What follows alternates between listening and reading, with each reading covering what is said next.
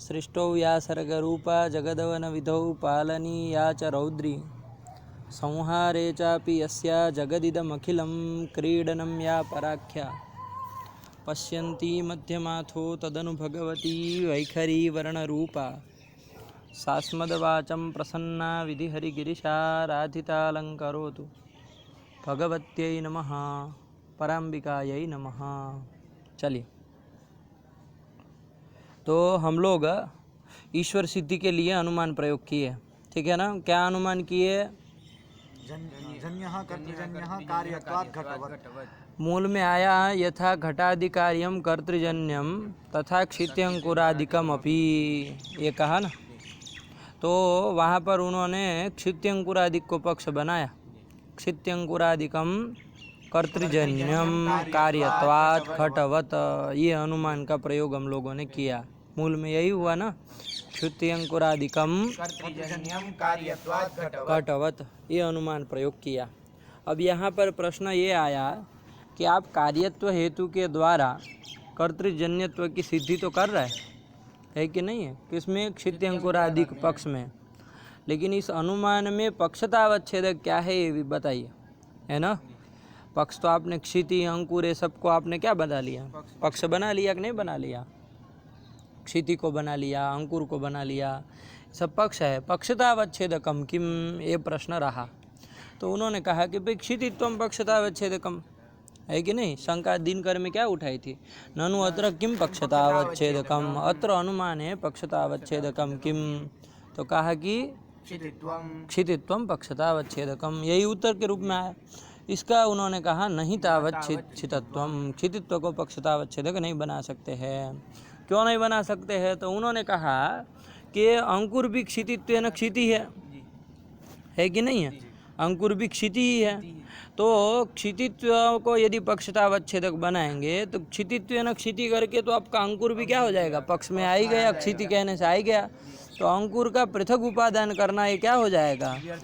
व्यर्थ हो जाएगा, ठीक है ना। बारिश आएगी क्या, ऐसा लग रहा? नहीं आएगी। चलिए, तो क्षितित्व को यदि पक्षतावच्छेदक बनाएंगे तो अंकुरादेरपि क्षितित्वेन पृथक तदुपादान वैयर्थ्यात् न क्षितित्वम पक्षतावच्छेदकम, ये कहा, ठीक है ना। इसके ऊपर एक अवान्तर एक समाधान देना चाहा, ठीक है ना। रामरुद्री में जिसको बताया गया, उन्होंने कहा कि इस अनुमान में जो क्षिति अंकुरादिकम हम पक्ष बना रहे हैं, उसमें जो क्षिति पक्ष है आपका, वो क्षिति आप पृथ्वी समझ लिए है कि नहीं, इसलिए गड़बड़ हो रही है। इसलिए आपको दिमाग में आ रहा है कि पृथ्वी करके तो अंकुर भी पृथ्वी है, आ ही गया, पृथक अंकुर उपादान व्यर्थ हो जाएगा। ये आपको समस्या समझ में आ रही है। तो क्षितित्वम नहीं पक्षतावच्छेदकम आप ऐसा कह रहे हैं। लेकिन इस अनुमान में जो क्षिति आया है वो क्षिति आपका पृथ्वीत्व जात्यवच्छिन्न परक नहीं है। पृथ्वीत्व मतलब सकल पृथ्वी परक नहीं है, अपितु क्षितिपद जो आया है वो क्षितिपद किम परक है? भूमंडल परक है। ये जो भूमंडल आपको दिखता है ना, भूमि भाग, तत्परक है क्षितिपद। ऐसे ही लोक में भी व्यवहार हम करते हैं, है कि नहीं। क्षिति तो मतलब पृथ्वी, ये भूमि को ही वो कहते हैं। तो क्षितिपद यहाँ पर वो भूमि भाग परक है कि नहीं है, भूमंडल परक है। जब ये कह दिया तो अब क्षिति कहने से अंकुर का ग्रहण हो जाएगा? नहीं होगा। तो पृथक अंकुर का उपादान व्यर्थ नहीं ना हुआ। तो क्षिति करके भूमंडल और अंकुर करके अंकुर, कोई दिक्कत नहीं है। आदि करके जो लेना है वो सब ले लेंगे, है कि नहीं है।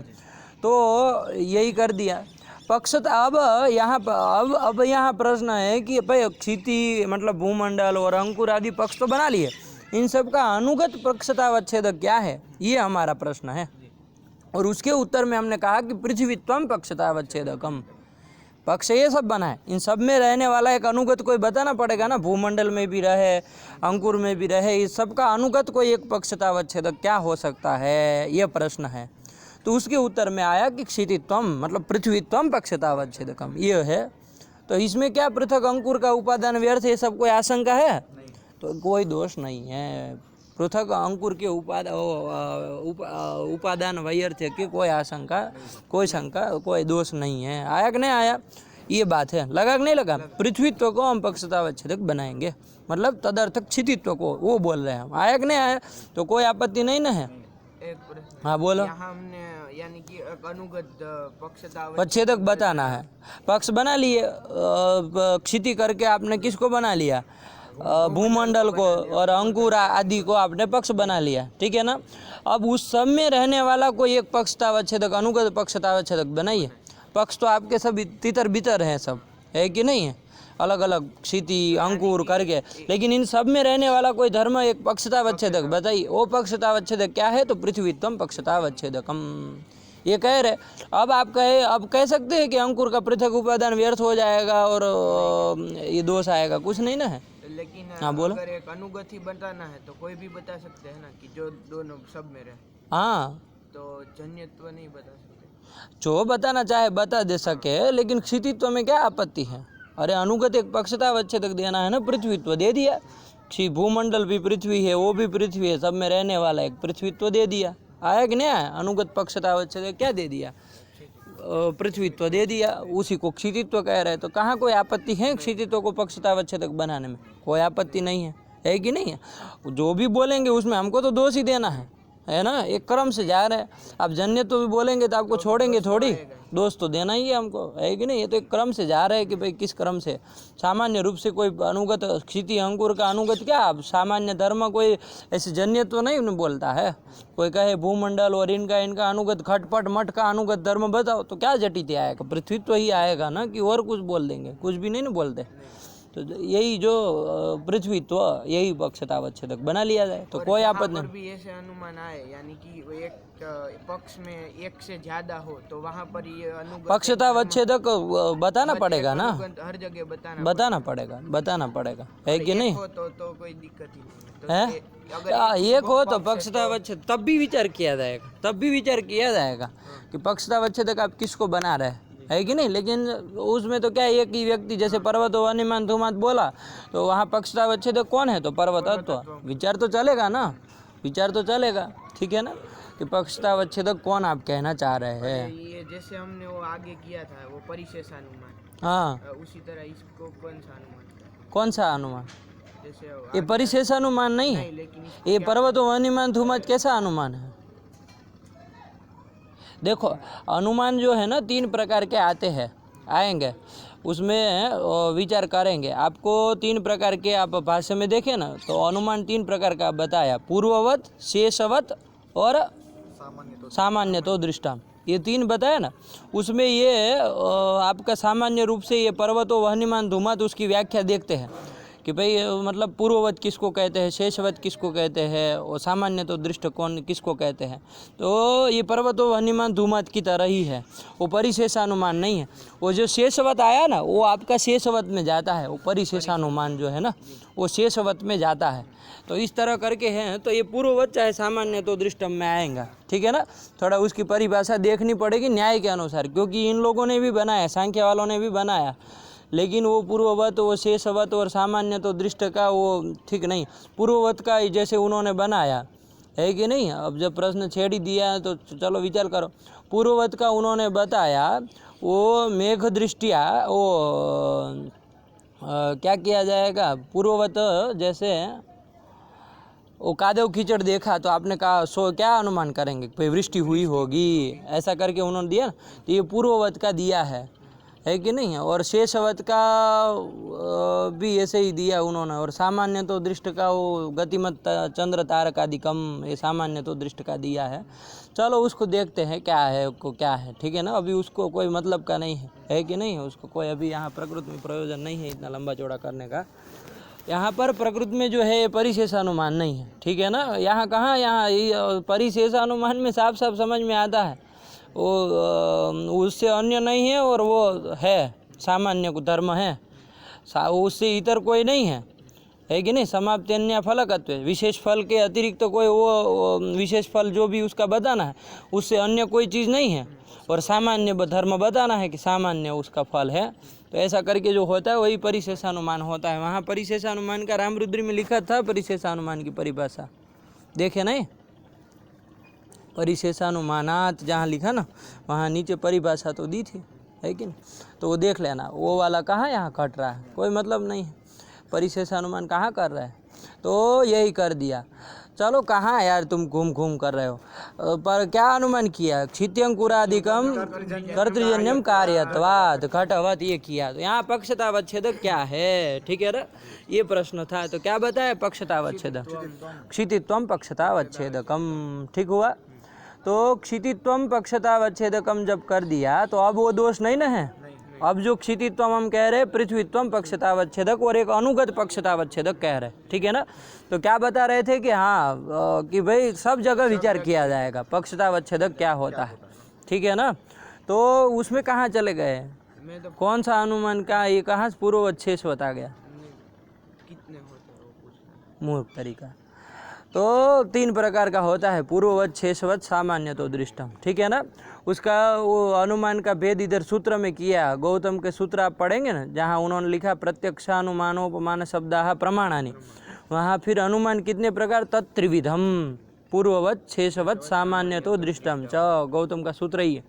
उसका भाष्य देखोगे वहाँ पर बनाया है उन्होंने कि पूर्ववत का क्या, कौन पूर्ववत में आएगा, कौन शेषवत में आएगा, कौन सामान्य तो दृष्टम में आएगा। तो ये है। चलिए, एक तो व्याख्या इस तरह से ही कर दी, जो अन्वय व्यतिरेकी हेतु जहाँ होता है वो उसमें आएगा, ये केवल व्यतिरेकी वाला उसमें आएगा, केवल अन्वयी वाला उसमें आएगा, ऐसा करके 3 भेद किया। और प्रकारांतर से भी उसी को बताया कि पूर्ववत मतलब ऐसा नहीं, परिशेषानुमान शेषवत में आएगा, ये सब करके किया है, ठीक है ना। चलिए, तो उसमें खचर पचर में जाने की अभी ज़रूरत नहीं है। तो ये आपका ये हो गया क्षितित्वम पक्षतावच्छेदकम, ये चूतियापा नहीं करना है बिल्कुल बीच में, क्षितित्वम पक्षतावच्छेदकम, ठीक है ना। तो ये पक्षतावच्छेदक हो गया। अब कोई वो उसका वैयर्थ्य अंकुर आदि का वैयर्थ्य नहीं ना है, कोई वैयर्थ्य नहीं है। क्षिति अंकुरादिकम कर्तृजन्यम कार्यत्वात् घटवत्, ये कर दिया, ठीक है ना। पाठ घूमता है ना भाई, पूरा का पूरा कहीं से कहाँ चले जाएंगे विचार, है कि नहीं। चलो कोई बात नहीं, प्रश्न आया कोई दिक्कत नहीं, लेकिन ऐसे फालतू का वो कुछ नहीं करना। तो क्षित्यंकुरादिकम कर्तृजन्यम कार्यत्वात् घटवत्, ये कर दिया। अब यहाँ पर क्षितित्व को पक्षतावच्छेदक अनुगत बना लेंगे तो कोई दोष नहीं है। इसके ऊपर क्या उन्होंने 2 दोष दिए, क्षितित्वम को यदि पक्षतावच्छेदक बनाते हैं 2 दोष नहीं दिए, उन्होंने दोष ये दिया कि आप यहाँ पर कौन प्रकार की अनुमति करना चाह रहे हैं, पक्षतावच्छेद का अवच्छेदेन अनुमति कर रहे हैं कि पक्षतावच्छेदक सामानाधिकरण्येन अनुमति कर रहे हैं। तो उन्होंने कहा पक्षतावच्छेदक सामानाधिकरण्येन अनुमति कर रहे हैं। पक्षतावच्छेदक सामानाधिकरण्येन अनुमति कर रहे हैं मतलब पक्षतावच्छेदक जो क्षितित्व है, ठीक है ना, उसका अधिकरण कोई एक है जिसमें हम अनुमति का करना चाहिए, साध्य सिद्धि करना चाह रहे हैं, साध्य सिद्धि उद्देश्य है हमारा, ये करना चाह रहे हैं। तो उन्होंने कहा यदि ऐसा करते हैं तो क्या दोष आएगा, सिद्ध साधनम आएगा कि नहीं आएगा, क्योंकि क्षितित्व का अधिकरण कोई एक तो दृष्टांत में जो आप घट रखे वो हो जाएगा कि नहीं हो जाएगा, और उसमें आपका ये कर्तृजन्यत्व सिद्ध है कि नहीं है। तो जो चीज़ सिद्ध है उसी का आप साधन कर रहे हैं, है कि नहीं अनुमान की, तो ये सिद्ध साधन दोष लग जाएगा। सिद्ध का साधन नहीं ना किया जाता है, जो असिद्ध होता है उसका, अरे जो सिद्ध ही बात है उसके लिए क्या अनुमान करना, है कि नहीं। तो सिद्ध साधन दोष आ जाएगा यदि सामानाधिकरण्य न अनुमति करेंगे तब, है कि नहीं। अंशतः सिद्ध साधनम हो गया कि नहीं हो गया। और दूसरा उन्होंने कहा कि यदि पक्षतावच्छेद का अवच्छेद न अनुमति करे, है कि नहीं। पक्षतावच्छेद क्या है, क्षितित्वम, तदवच्छेदेन अनुमति करे मतलब क्षितित्वावच्छेदेन अनुमति करे, तो अब तो सिद्ध साधन दोष नहीं ना लगेगा। अब चूंकि हम क्या कर रहे हैं, क्षितित्वाधिकरण जितने भी है कि नहीं है, सब में कर्तृजन्य तो सिद्ध करना है, यही हमको, यही तो अवच्छेद का अवच्छेदेन अनुमति होती है। तो क्षितित्वाधिकरण जितने भी है, ठीक है ना, उसको क्या कहते हैं, वहाँ पर हम कर्तृजन्य तो सिद्ध करना चाह रहे हैं, है कि नहीं है। तो जब उसमें कर रहे तो घटादि एक में यदि सिद्ध भी है तो कोई सिद्ध साधन दोष नहीं ना लगेगा। अब सिद्ध का साधन नहीं ना कर रहा, कोई क्षितित्व का अधिकरण कोई यद किंचित है जिसमें निश्चित है कर्तृजन्यत्व, है कि नहीं, इसकी ओर ध्यान ही नहीं दे रहा, घूम गया, उल्टा था। तो कोई एक में सिद्ध भी है तब भी कोई हर्जा नहीं ना। अब हमको तो सब में करना है, तो ये सिद्धि जो है ना, सिद्धि जो लगते हैं ना सिद्ध साधन दोष, वो यदि ऐसा सिद्ध हो, क्षितित्व के अधिकरण जितने भी है सब में यदि सिद्ध हो, और यदि हम पक्षतावच्छेद का अवच्छेदन अनुमति करें तब सिद्ध साधन यहाँ पर भी लगेगा। ऐसा नहीं है कि पक्षतावच्छेद का अवच्छेद देना अनुमिति करे तो सिद्ध साधन नहीं लगता है। आया कि नहीं? मान लीजिए सिद्धि ऐसी हो, पक्षतावच्छेदक जितने भी है, तदाश्रय पक्षतावच्छेद का आश्रय जितने भी है कि नहीं, वो सब जगह मान लीजिए सिद्ध हो, कर्तृजन्यत्व है कि नहीं, तो फिर सिद्ध साधन लग सकता है कि नहीं? ऐसा कोई नहीं है कि अवच्छेद का अवच्छेद अनुमिति की तो नहीं लगेगा। यदि सिद्धि उस टाइप की रहेगी तो उसे वो वहाँ पर भी लगेगा, है कि नहीं? लेकिन यहाँ तो ऐसा है नहीं, कर्तृजन्यत्व सब जगह सिद्ध नहीं ना है। घटा दो कस्मिंश्चिद अंशे वो सिद्ध होने पर भी कर्तृजन्यत्व से सिद्धत्वे भी तत्र क्षित्यंकुरादौ तस्य सिद्धत्वाभावात् क्षितित्वाधिकरणे यावती क्षितित्वाधिकरणे कर्तृजन्यत्वं साध्यते इत्यतः नास्ति सिद्ध साधनम दोषः। आया कि नहीं आया? कोई सिद्ध साधन दोष नहीं है। इसका तो दोष नहीं है तो फिर यही मान लिया जाए। तो कहा कि यदि ऐसा करते हो तो कौन दोष दिया इसमें? परमाणु बाध, परमाणु में बाध हो जाएगा, है कि नहीं? क्योंकि क्षितित्वाधिकरण यावत कहेंगे तो क्षितित्व का अधिकरण, पृथ्वीत्व का अधिकरण जितना भी आप लेंगे तो उसमें परमाणु भी तो आ गए, आगे कि नहीं आगे? उसमें कर्तृजन्यत्व है क्या? नहीं है। किम जन्यत्व है? नित्य है, कर्तृजन्यत्व। मतलब किससे कर्तृ से जन्य नहीं तो किससे जन्य है? किसी से जन्य ही नहीं है तो कर्तृजन्यत्व तो नहीं है। तो परमाणु कर्तृजन्य, हाँ ऐसा बात बैठा हुआ है कि नहीं? ऐसा बात दोष लग जाएगा। आया कि नहीं आया? यदि क्षिति आप यदि कहे कि यहाँ जो 10 लड़के बैठे हैं तो 10 मतलब मूर्ख हैं, यदि आप ऐसा वो करना चाह रहे हो, है कि नहीं है? तो लेकिन कोई एक भी यदि वो निकल जाए बुद्धिमान तो वो बात हो जाएगा कि नहीं हो जाएगा? हम कह पाएंगे कि 10 के 10 मूर्ख हैं, सारे के सारे मूर्ख हैं, ऐसा नहीं ना कह सकते। यदि एक भी बुद्धिमान होगा तो ये बात दोष लग जाएगा। यदि अपक्षतावच्छेद का अवच्छेद है ना, क्षितित्वावच्छेद है ना, अनुमिति करे कि जितनी भी क्षितियाँ हैं सब कर्तृजन्य हैं तो परमाणु बाधः, यही कहा ना, ये दोष लग जाएगा। तो दोनों पक्षों में दोष दिया। आएगा ना? कब? क्षितित्व को पक्षतावच्छेदक मानने पर। आएगा ना? इसका वारण करने के उन्होंने कहा कि भाई ये परमाणु में बाध आ रहा है ना, और कोई तो समस्या इसमें नहीं है कि नहीं है? तो एक काम करो, वो पक्षतावच्छेदक क्षितित्व को न बना करके किसको बना लेंगे? जन्य क्षितित्व को बना लेंगे। तो हनुमान का आकर क्या हो जाएगा? आया कि नहीं आया? जन्य क्षिति ही कर्तृजन्या कार्यत्वात् घटवत्, यही अनुमिति कर ली जाए। तो जन्य जो क्षिति है वो जन्य क्षितित्वावच्छेदेन हम क्या करेंगे? कर्तृजन्यत्व की सिद्धि करेंगे। तो वो जन्य क्षितित्व जितने में है, जहाँ जहाँ है वहाँ सब जगह हमको कर्तृजन्यत्व सिद्ध करना है कार्यत्व हेतु के द्वारा। अब तो कोई दोष नहीं है। अब परमाणु आएगा आपका जन्य क्षितित्व के अधिकरण के रूप में, वो नहीं ना रहा। अब परमाणु में हम कर्तृजन्यत्व कहीं भी नहीं रहे तो उसमें निश्चय भी रहे कर्तृजन्यत्व का, तो हमें कोई अब अनुमान में हमें कोई दोष नहीं ना है। आया कि नहीं आया? तो कोई बात दोष नहीं है, यही कर लिया जाए। तो जन्य क्षितित्वम पक्षतावच्छेदकम, ये पक्ष चला, ठीक है ना? कितने नंबर का आया? पहले क्षितित्वम, उसका क्षितित्व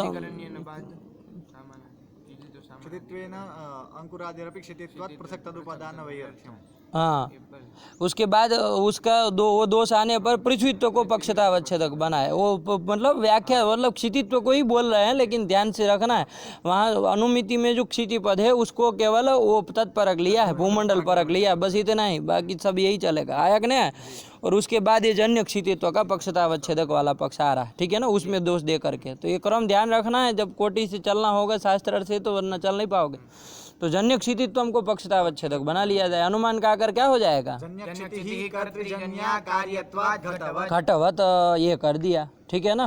तो अब जब ये कर दिया, अब परमाणु में बाध भी नहीं है कि नहीं है? अनुमान का वो अनुमिति कैसे करेंगे? पक्षतावच्छेद का अवच्छेद है कि सामानाधिकरण्य ना, वही कहे ना, क्योंकि सामानाधिकरण्य ने जैसे ही लिए वैसे सिद्ध साधन आपका घटा दो में आ ही जाएगा, है कि नहीं? इसलिए पक्षतावच्छेद का अवच्छेद है ना, केवल वो जन्य क्षितित्व को पक्षतावच्छेदक बनाया, यही नया काम किया। बाकी अनुमिति तो अवच्छेद का अवच्छेद नहीं होगी, ये ध्यान रखना है। अब जब ये कर लिया तो परमाणु में बात नहीं है। तो यहाँ पर उन्होंने क्या दोष दिया?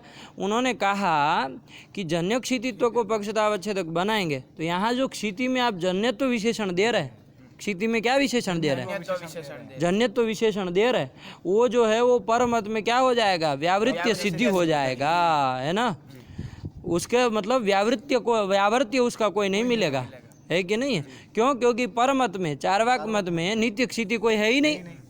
नित्य क्षिति है तस्य मते अभावात्, नित्य क्षिति कोई है ही नहीं है। उसके मते सारी की सारी जन्य क्षिति ही है। जब जन्य क्षिति ही है तो क्षिति में जन्य तो विशेषण देना क्या हुआ?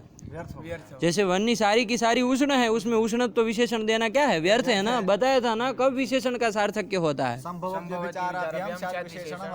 तो यहाँ संभव तो है, जन्य तो विशेषण क्षिति में संभव तो है परमद में, लेकिन व्यभिचार नहीं है, इसलिए सार्थक्य नहीं होगा, वैयर्थ्य होगा। यही आपत्ति थी ना। तो उन्होंने कहा कि भाई ये विशेषणों का सार्थक्य बताना, वो सर्वमत में सार्थक्य बताना ऐसा कोई राजाज्ञा नहीं है कि सर्वमत में हम उसका सार्थक्य बताए, है कि नहीं? हमारे सिद्धांत में नित्य क्षिति होती है कि नहीं? परमाणु रूप नित्य क्षिति होती है, नित्य पृथ्वी होती है, उसका वारण करने के लिए जन्य तो विशेषण सार्थक है। तो हमारे मत में हो गया, अब उनके परमत में, चार्वाक मत में नहीं हो रहा, तो हमें क्या हर्जा है कि नहीं है? तो कोई आपत्ति नहीं, जन्य तो विशेषण दे ही सकते हैं। ऐसा तो कोई नियम नहीं ना है कि सब में मत में सार्थक्य बताओ। कितने को मत देखेंगे, सब अंड बंड लिख के चले गए, है कि नहीं है? हम अपना देखेंगे, जो सिद्धांत था, जो वस्तु स्थिति रखा है, वही सब पागलों को नहीं ना सहेंगे। तो उन्होंने जन्य क्षितित्व को जन्य तो विशेषण देने में कोई आपत्ति नहीं। तो उन्होंने कहा दूसरा दोष दिया जन्य क्षितित्व में। उन्होंने कहा चलो कोई बात नहीं, आप जन्यत्व का तो अपने मत में सार्थक्य बता दिए, अब क्षितित्व की क्या आवश्यकता है? जन्यत्व को ही पक्षतावच्छेदक बना लीजिए, क्योंकि तावता परमाणु का वारण हो ही जाएगा। जन्यत्वाधिकरण करके अब परमाणु तो आना ही नहीं है, केवल जन्य पदार्थ ही आएंगे, है कि नहीं है? तो संग्रह हो ही जाएगा, क्षिति अंकुर सबका, आदि से जो भी लेंगे सबका जन्यत्व है ना संग्रह हो ही जाएगा। तो जन्यत्व में पक्षतावच्छेदकम क्षितित्व से वैयर्थ्यात्, क्षितित्व पक्षतावच्छेदक को कुक्षी में नहीं डालना चाहिए, नहीं रखना चाहिए, है कि नहीं है? तो कहा जन्यत्वम पक्षता, तो ये दोष दिया उन्होंने कि क्षितित्व को पक्षतावच्छेदक कुक्षी में नहीं डाल सकते हैं। तो उन्होंने कहा चलो कोई बात नहीं, भागती भूत की लंगोटी ही सही, है कि नहीं? कि जो भी आठ में आ गया उतना सही, है कि नहीं है? पूरा भूत नहीं आ रहा है तो कोई बात नहीं, जितना आ जाए उतना। तो उसको लेकर के क्या कहा उन्होंने कि जन्य तो न च तदपि संभव थी, तदपि संभव थी। अरे जन्य तो को भी पक्षतावच्छेदक बना लो, क्या हर्जा है कि नहीं? अनुमान कर लेंगे हम, क्या कर लेंगे? घटवत, यही कर लेंगे। जन्य कर्तृजन्य कार्यत्वात् घटवत, ये कर लेंगे, कोई आपत्ति नहीं ना है। तो कोई अर्जा, अब तो कोई वैयर्थ्य की कोई बात ही नहीं है। जन्यत्वावच्छेदेन अनुमिति करेंगे, अनुमिति अवच्छेद का अवच्छेद नहीं रखनी है कि नहीं है? तो जन्यत्वावच्छेदेन कर्तृजन्यत्व की सिद्धि करेंगे, तो कोई आपत्ति, अब विशेषण का कोई विशेषण दूसरा है ही नहीं, जन्यत्व एक ही है, तो वैयर्थ्य की बात नहीं, कोई न सिद्ध साधन न परमाणु में बात, कुछ नहीं। तो इसका उन्होंने उसके ऊपर कहा कि यदि जन्यत्व को पक्षतावच्छेदक बनाएंगे तो जन्यत्व पक्षतावच्छेदक और हेतु आपका कौन है? कार्यत्व, इन दोनों का ऐक्य होने लगेगा। पक्षतावच्छेदक हेतु हो ऐक्य प्रसंगा, ऐक्य प्रसंग हो जाएगा। यही दोष दिया ना उन्होंने, ऐक्य प्रसंग हो जाएगा। तो कहा ऐक्य हो जाए तो क्या आपत्ति है? क्या दोष दिया था ऐक्य होने पर? पक्षतावच्छेदक और हेतु का यदि ऐक्य हो जाए तो जब हम परानुमान में जो उपनय वाक्य होगा वहाँ शब्दभूत नहीं आया कि नहीं आया? क्या परानुमान में जो परानुमान, ये परानुमान परार्थानुमान में जहाँ उपनय वाक्य होगा वहाँ उपनय वाक्य से शब्दभूत नहीं हो पाएगा, है कि नहीं? क्योंकि जो परार्थानुमान होता है वहाँ पंचावय वाक्य का प्रयोग होता है कि नहीं होता है? उसमें जो उपनय वाक्य है जिसको तथा चायम करके लिखा जाता है, तथा च अयम मतलब अयम पक्षोपि तथा मतलब हेतुमान, ये करके आता है ना। तो हेतुमान पक्ष यही अनुमान, वो उपनय वाक्य का स्वरूप बनता है। उपनय वाक्य क्या बनता है? पक्ष, यही बनता है। तो इस अनुमिति में भी जब उपनय वाक्य बनेगा तो अनुमान स्थल में भी उपनय वाक्य क्या बनेगा? उपनय वाक्य का क्या आकार होगा? जन्य कार्यत्वान, कार्यत्वान जन्य, जो भी कहो, जिस इधर उधर कर सकते हो, कोई दिक्कत नहीं, है कि नहीं? ये जन्य कार्यत्वान मतलब पक्ष धर्मता ही हुआ नहीं है। हेतुमान पक्ष मतलब ये कौन सा होता है? हेतुमान पक्ष मतलब ये पक्ष धर्मता क्या होता है? पक्ष धर्मता क्या होता है वहाँ पर? पर्वतो वनिमान धूमात में जब वो करते हैं पूरी प्रक्रिया, तर्क संग्रह ही नहीं पढ़े है क्या? बिल्कुल इतना भी क्या वो पर्वतत्व। अरे वो पर्वते वो गतः वहाँ धूम को देखता है ना, तो वो धूम को जो देखता है पर्वत में, पर्वते धूमम पश्यति, ये कौन सा वो है? व्याप्तिम स्मरति। वो तो व्याप्तिम स्मरति तो बाद में होता है, पहले पर्वत में धूम को देखता है, वो क्या है?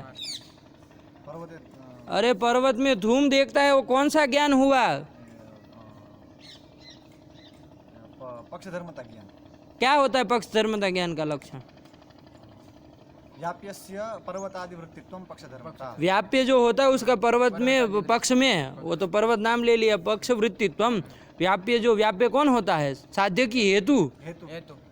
तो हेतु का पक्ष वृत्तित्व, पक्ष में रहना, यही क्या है? पक्ष धर्मता ज्ञान है ना। तो क्या होता है पक्ष धर्मता ज्ञान का आकार? अब जन्य अरे वहाँ पर्वतो धूमवान, पर्वतो वन्यमान, धूमात में बोलो ना मूर्ख तरीका। पर्वतो धूमवान। पर्वतो धूमवान, व्याप्य है धूम, उसका पर्वत में वृत्तित्व बताना है, तो क्या बनेगा? पर्वतो धूमवान। पर्वतो धूमवान, यही बनेगा ना। तो वही पक्ष धर्म, वो उपनय वाक्य में वही तो आ रहा है। तो मतलब पक्ष धर्मता जो है वही उपनय वाक्य में होता है। आया कि नहीं आया? तो उपनय वाक्य ये केवल समझाने के लिए बता रहे, उससे कोई मतलब नहीं है हमको। तथा च अयम है कि नहीं, मतलब पक्ष हेतुमान, हेतुमान पक्ष, तो पक्ष धर्मता ही हुआ ना एक रूप से उपनय वाक्य जो है वो। आया कि नहीं?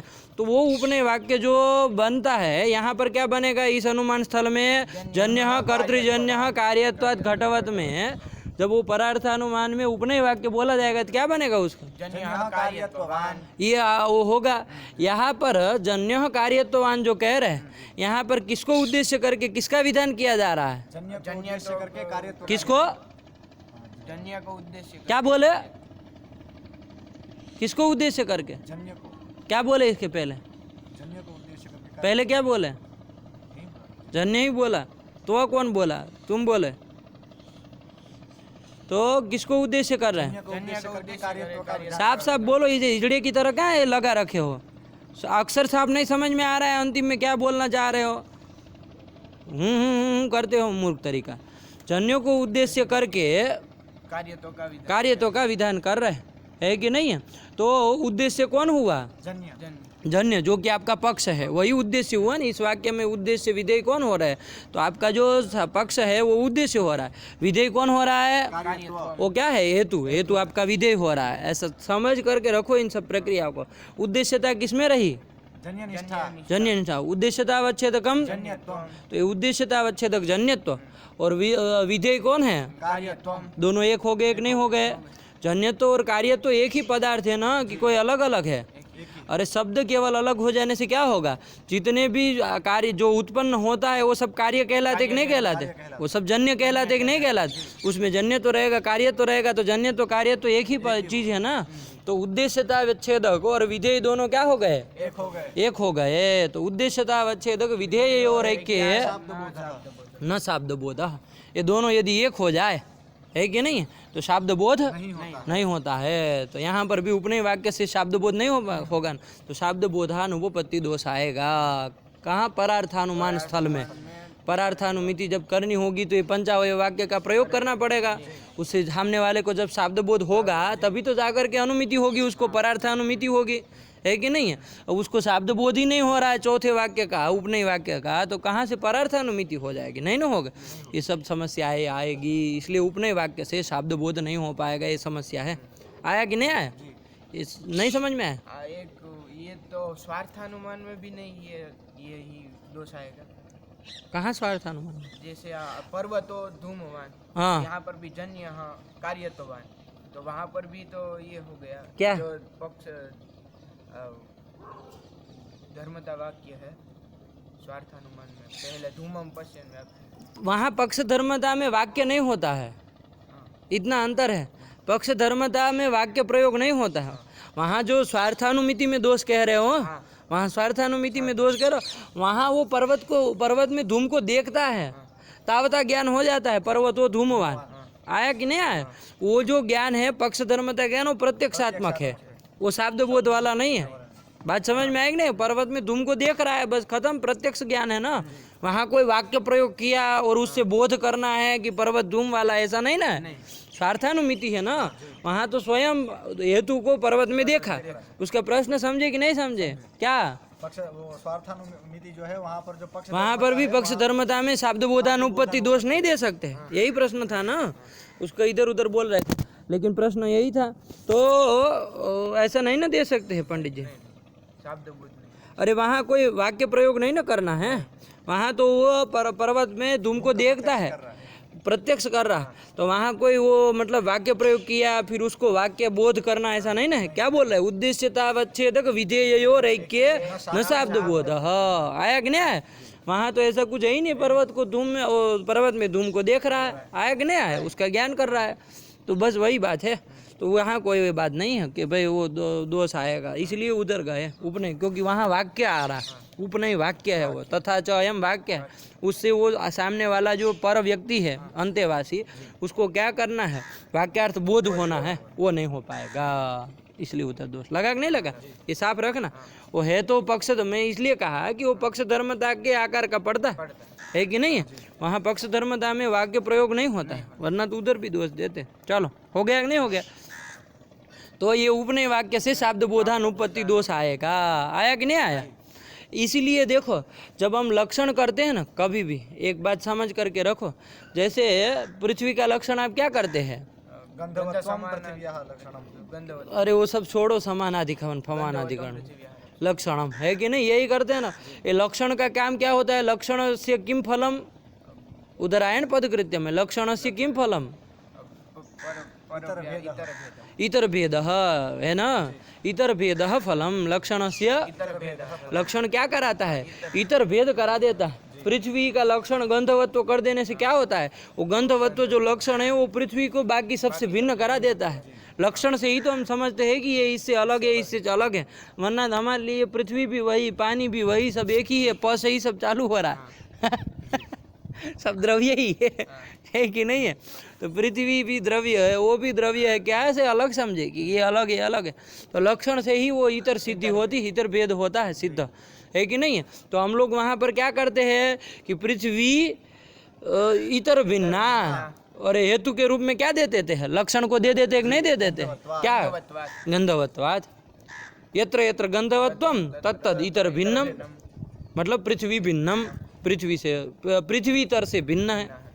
श्वेतर समस्त भिन्न बोल दे ना, तो पृथ्वी तर से पृथ्वी तर का भेद सिद्ध करना है, आया कि नहीं? तो पृथ्वी से इतर जला दी, उसका भेद कहाँ रहेगा? पृथ्वी में रहेगा। तो गंधवत्व के द्वारा ये सिद्ध करते हैं, इतर भेद की सिद्धि करते हैं। समझ में आ रहा है कि नहीं आ रहा? ऐसा करते हैं। अब यदि पृथ्वी का लक्षण पृथ्वीत्वम पृथिव्याः लक्षणम, यही कर दिया जाए। अरे असाधारण धर्म जो है वही तो लक्षण होता है। आपने गंधवत्व बताया, उससे अच्छा वो गंधवत्व में फिर कितना झमेला होता है। वो उत्पन्न क्षणावच्छिन्न में गंध नहीं होता है या नहीं होता है, करते हैं कि नहीं करते हैं? फिर उसका परिष्कार करो। उससे अच्छा सीधा लक्षण बना दो, क्या कर दो? पृथ्वीत्वम पृथिव्याः लक्षणम। पृथ्वी का असाधारण धर्म पृथ्वीत्व है कि नहीं है? और कहीं रहता है? पृथ्वी मात्र में, सकल पृथ्वी में रहता है। तो पृथ्वीत्वम ही पृथ्वी का लक्षण बना दो, कोई दिक्कत नहीं ना है। तो पृथ्वीत्वम ही पृथिव्याः लक्षणम, यही कर दिया जाए तो क्या अर्जा है? तो क्या कहेंगे वहाँ पर? तो वहाँ पर देखो, अनुमान का आकार क्या बनेगा? इतर भेद सिद्ध करेंगे लक्षण के द्वारा, तो अनुमान का आकार क्या बनेगा? पृथ्वी इतर भिन्ना पृथ्वीत्वात्। ये बनाएंगे कि नहीं बनाएंगे? समझ लो आज इस बात को, है कि नहीं है? काम आएगा। तो पृथ्वी इतर भिन्ना पृथ्वीत्वात् एक ही है। अब यहाँ से कोई दिक्कत नहीं है, पृथ्वीत्व यत्र यत्र तत्र तत्र इतर भेद हो ही जाएगा सिद्ध, कोई दिक्कत नहीं है। तो फिर इसको करने में क्या अर्जा है? तो समस्या यही आती है कि जब परार्थानुमिति जब करेंगे तो वहाँ के लिए पंचावय वाक्य का प्रयोग करोगे। पंचावय वाक्य का जब प्रयोग करोगे तो वहाँ उपनय वाक्य क्या बनेगा? पृथ्वीत्ववती पृथ्वी, पृथ्वीत्ववती पृथ्वी, हेतुमती पृथ्वी, यही करना है। तो पृथ्वीत्ववती पृथ्वी, पृथ्वीत्व हेतु है, वही पृथ्वीत्ववती पृथ्वी ये कर दिया। यहाँ उद्देश्य कौन है? पृथ्वी। विधेय कौन है? पृथ्वीत्वम, वो विधेय है। आया कि नहीं आया? अब वहाँ उद्देश्य हुआ पृथ्वी, उद्देश्यतावच्छेदकम, तो उद्देश्यतावच्छेदक विधेय दोनों एक हो गए कि नहीं हो गए? पृथ्वीत्वम एक है दोनों, इसलिए वहाँ शब्द बोध नहीं हो पाएगा, ये दोष आता है। इसलिए पृथ्वीत्व लक्षण नहीं कर सकते। आया कि नहीं आया? बात समझ में आई? ये बात है। चलो इसको समझ करके रखना। इसलिए सब वो गंधवत्व में ये सब करना पड़ता है। फिर दोष आ रहा है फिर भी उसका परिष्कार करके करना, वरना पृथ्वीत्व कितना सरल है, फटाक से कर दो लक्षण, काम खत्म। आया कि नहीं आया? चलिए, तो ये बात समझ, ये दोष आता है। और दूसरा ये है कि वो समझ में भी गंधवत्व में ये सब लक्षण कर दें तभी समझ में आता है कौन पृथ्वी है। पृथ्वी तो अति पृथ्वी कर देने से कहाँ समझ में आएगा, है कि नहीं?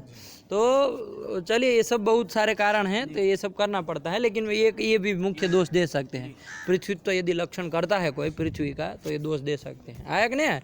ये ध्यान रखना। तो ये उपनय जो ध्यान रखना है, पक्षतावच्छेदक और हेतु एक हो जाए, मतलब फटाक से अपने वाक्य पकड़ लीजिए, है कि नहीं है? ये सब जगह ध्यान रखना। तो यहाँ पर भी यही दोष आ रहा है कि नहीं? जन्य कर्तृजन्य कार्यत्वात् घटवत जो अनुमान कर रहे, हाँ नीचे आएंगे, हाँ बिल्कुल बिल्कुल, वो माता जी से पढ़ लीजिए, है कि नहीं? चलिए, हाँ नीचे आएंगे, हाँ बिल्कुल। तो जन्य कर्तृजन्य कार्यत्वात् घटवत, ये जब अनुमान का प्रयोग करते हैं तो वहाँ पर पक्षतावच्छेदक हेतु दोनों एक हो जाता है। आया कि नहीं? एक क्या आपत्ति आएगी? हुआ कि नहीं हुआ? इसका यही दोष दिया ना।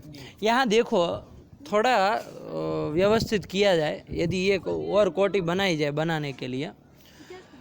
यहाँ कोई लोग कहते हैं कि ये जो उपनय वाक्य है ना, वो आपने तो कहा उपनय वाक्य क्या बनता है? हेतुमान पक्ष, यही उपनय वाक्य बनता है। लेकिन थोड़ा ध्यान से देखिए, उपनय वाक्य ये नहीं बनता है। कोई कहना चाहे तो कि भाई पर्वतो वह्निमान धूमात में ही देखो, है कि नहीं है? वहाँ पर प्रतिज्ञा वाक्य क्या हुआ? पर्वतो वह्निमान, ये हुआ। फिर दूसरा कौन हुआ? वो हेतु वाक्य क्या? धूमवत्वात्। पर उदाहरण वाक्य क्या बना? यो धूमवान स स वह्निमान यथा महानसम, ये बना। अब जो तथा चायम बनता है ना, मतलब तथा चायम में क्या बनेगा? तो वहाँ पर वो कहते हैं कि तथा चायम मतलब क्या? महानस जैसे वह्नि व्याप्य धूम वाला है, उसी प्रकार पर्वत भी वह्नि व्याप्य धूम वाला है। ये बनता है तथा च अयम। आया कि नहीं आया? उसका अनुभव करो थोड़ा, क्या बना रहा। प्रतिज्ञा वाक्य क्या होता है? जैसे परार्थानुमिति किसी अंतेवासी को करानी है, किसी गुरु जी को, अपने शिष्य को परार्थानुमिति करानी है, तो गुरु जी क्या कहेंगे? सबसे पहले प्रतिज्ञा वाक्य कहेंगे, पर्वतो वह्निमान। अंतेवासी जिज्ञासा करेगा, कुतः भाई, क्यों, कैसे, पर्वत वह्निमान कैसे है कि नहीं? तो कहा धूमवत्वात्, है कि नहीं है? कि धूम वाला होने से। तो उसने कहा कि उससे क्या हुआ भाई? धूम वाला होने से, जी अंतेवासी यही प्रश्न पूछेगा ना, धूम वाला होने से क्या हुआ भाई? हैं, धूम वाला पर्वत है तो इससे वह्निमान होता है, ये कहाँ से निकल करके आ गया? तो कहा यो धूमवान स स वह्निमान यथा महानसम। ये उदाहरण वाक्य आचार्य प्रस्तुत करता है ना? यो धूमवान स स वह्निमान यथा महानसम, ये उदाहरण वाक्य का प्रयोग करता है कि नहीं? तो यहाँ पर क्या हो जाता है कि भाई जो धूम वाला है वो वह्नि वाला है, जैसे महानस। तो अंतेवासी कहता है कि वो तो महानस हुआ, यहाँ प्रकृति में क्या? तो तब वो आचार्य प्रस्तुत करता है तथा च अयम, मतलब जैसे महानस वह्नि व्याप्य धूम वाला है कि नहीं? वहाँ यो धूमवान स स वह्निमान यथा महानसम में व्याप्ति भी तो समझ में आ गई है कि वह्नि का व्याप्ति धूम में है, मतलब वह्नि व्याप्य धूम है, ये समझ में आ गया कि नहीं आ गया? तो आचार्य उपनय वाक्य में क्या कहता है कि भाई जैसे महानस वह्नि व्याप्य धूम वाला है, वैसे ही पर्वतो भी वह्नि व्याप्य धूमवान, वह्नि व्याप्य धूमवान पर्वतः, ये उपनय वाक्य बनता है।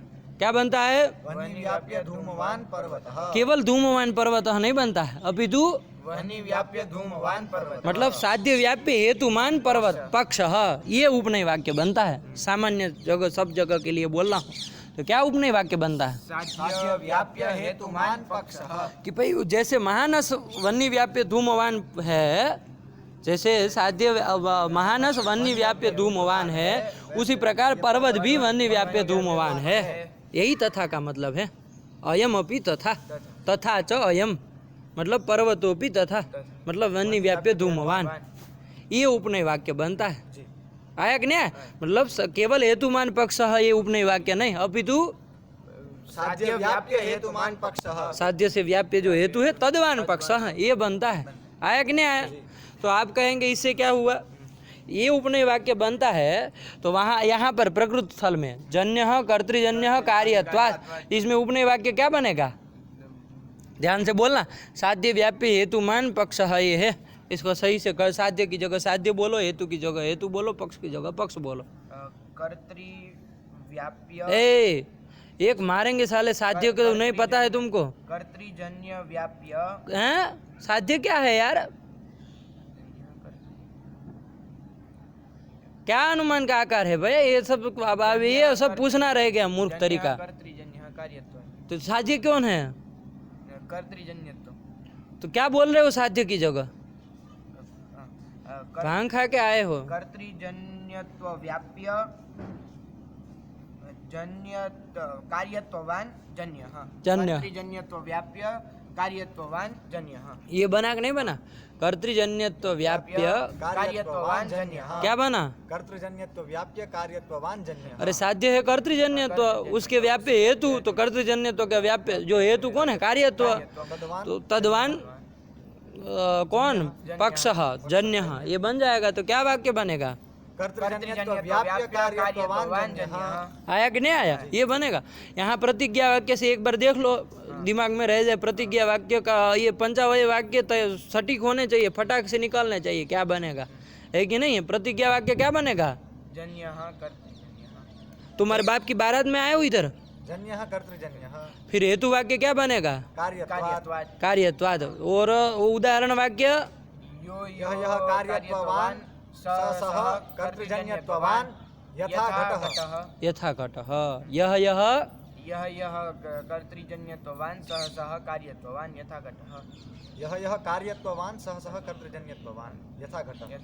तुम तो दोनों में हूँ कर रहे हो, तुम्हारा तो कुछ अपना है बिना पेन के लोटो की तरह। यह कर्तृजन्यत्ववान सह कार्यत्ववान यथा घटः। क्या होता है वो उदाहरण वाक्य? यह हेतुमान सह साध्यवान, ये होता है कि यह साध्यवान सह हेतुमान। यह कार्यत्ववान सह कर्तृजन्यत्ववान यथा घटः। यथा घटः। तो क्या बोल रहे थे तुम पहले? साध्य।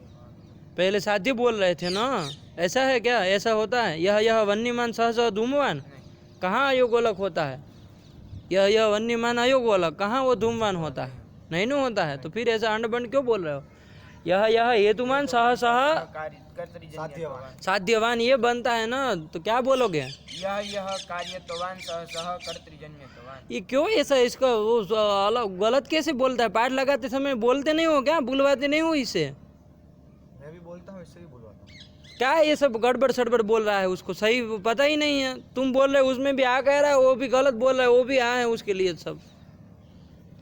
यह कार्यत्ववान सह कर्तृजन्यत्ववान यथा घटः। यथा घटः ये बनेगा, है कि नहीं है?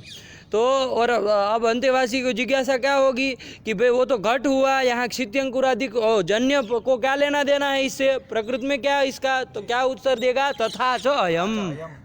मतलब जैसे घट आपका कैसा है? कर्तृजन्यत्व व्याप्य कार्यत्ववान है, वैसे ही जन्य भी कर्तृजन्य। इसको छोड़ी ना आया वो, इसको थोड़ी ना आया। क्या बोलो? जैसे घट कर्तृजन्यत्व व्याप्य कार्यत्ववान है, वैसे ही जन्य भी कर्तृजन्यत्व व्याप्य कार्यत्ववान है। आया कि नहीं आया? तो उपनय वाक्य का आकार क्या बोलोगे? कर्तृजन्यत्व व्याप्य कार्यत्ववान जन्य। हाँ, जन्य। हाँ, ये बनेगा। आया कि नहीं आया? अब उद्देश्य कौन है? उद्देश्य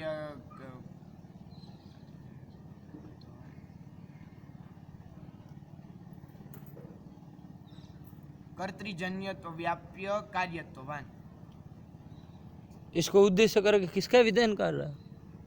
उद्देश्य है जन्य और कर्तृजन्य। तो क्या तुम बोल रहे हो? उद्देश्य क्यों इधर उधर करते हो भाई? एक बार गलत बोलते ही इसका मतलब आ ही नहीं रहा समझ में, कुछ दिमाग चाटने का काम करोगे। उद्देश्य कौन है? जन्य। तो ऐसे गलत निकल भी कैसे सकता है शब्द भाई? इसका मतलब कुछ समझ ही नहीं रहे हो, मन चाहे वो शब्द निकल रहा है। मूर्ख तरीका। क्या है उद्देश्य? जन्य। छूती आप वो बोलवाते नहीं हो पाठ में सही से, लगवाते नहीं हो, तुमको बाहर करेंगे कल से। ये कौन तरीका होता है? इजड़ा अपना तैयार करेगा, दूसरों को कुछ करना ही नहीं है।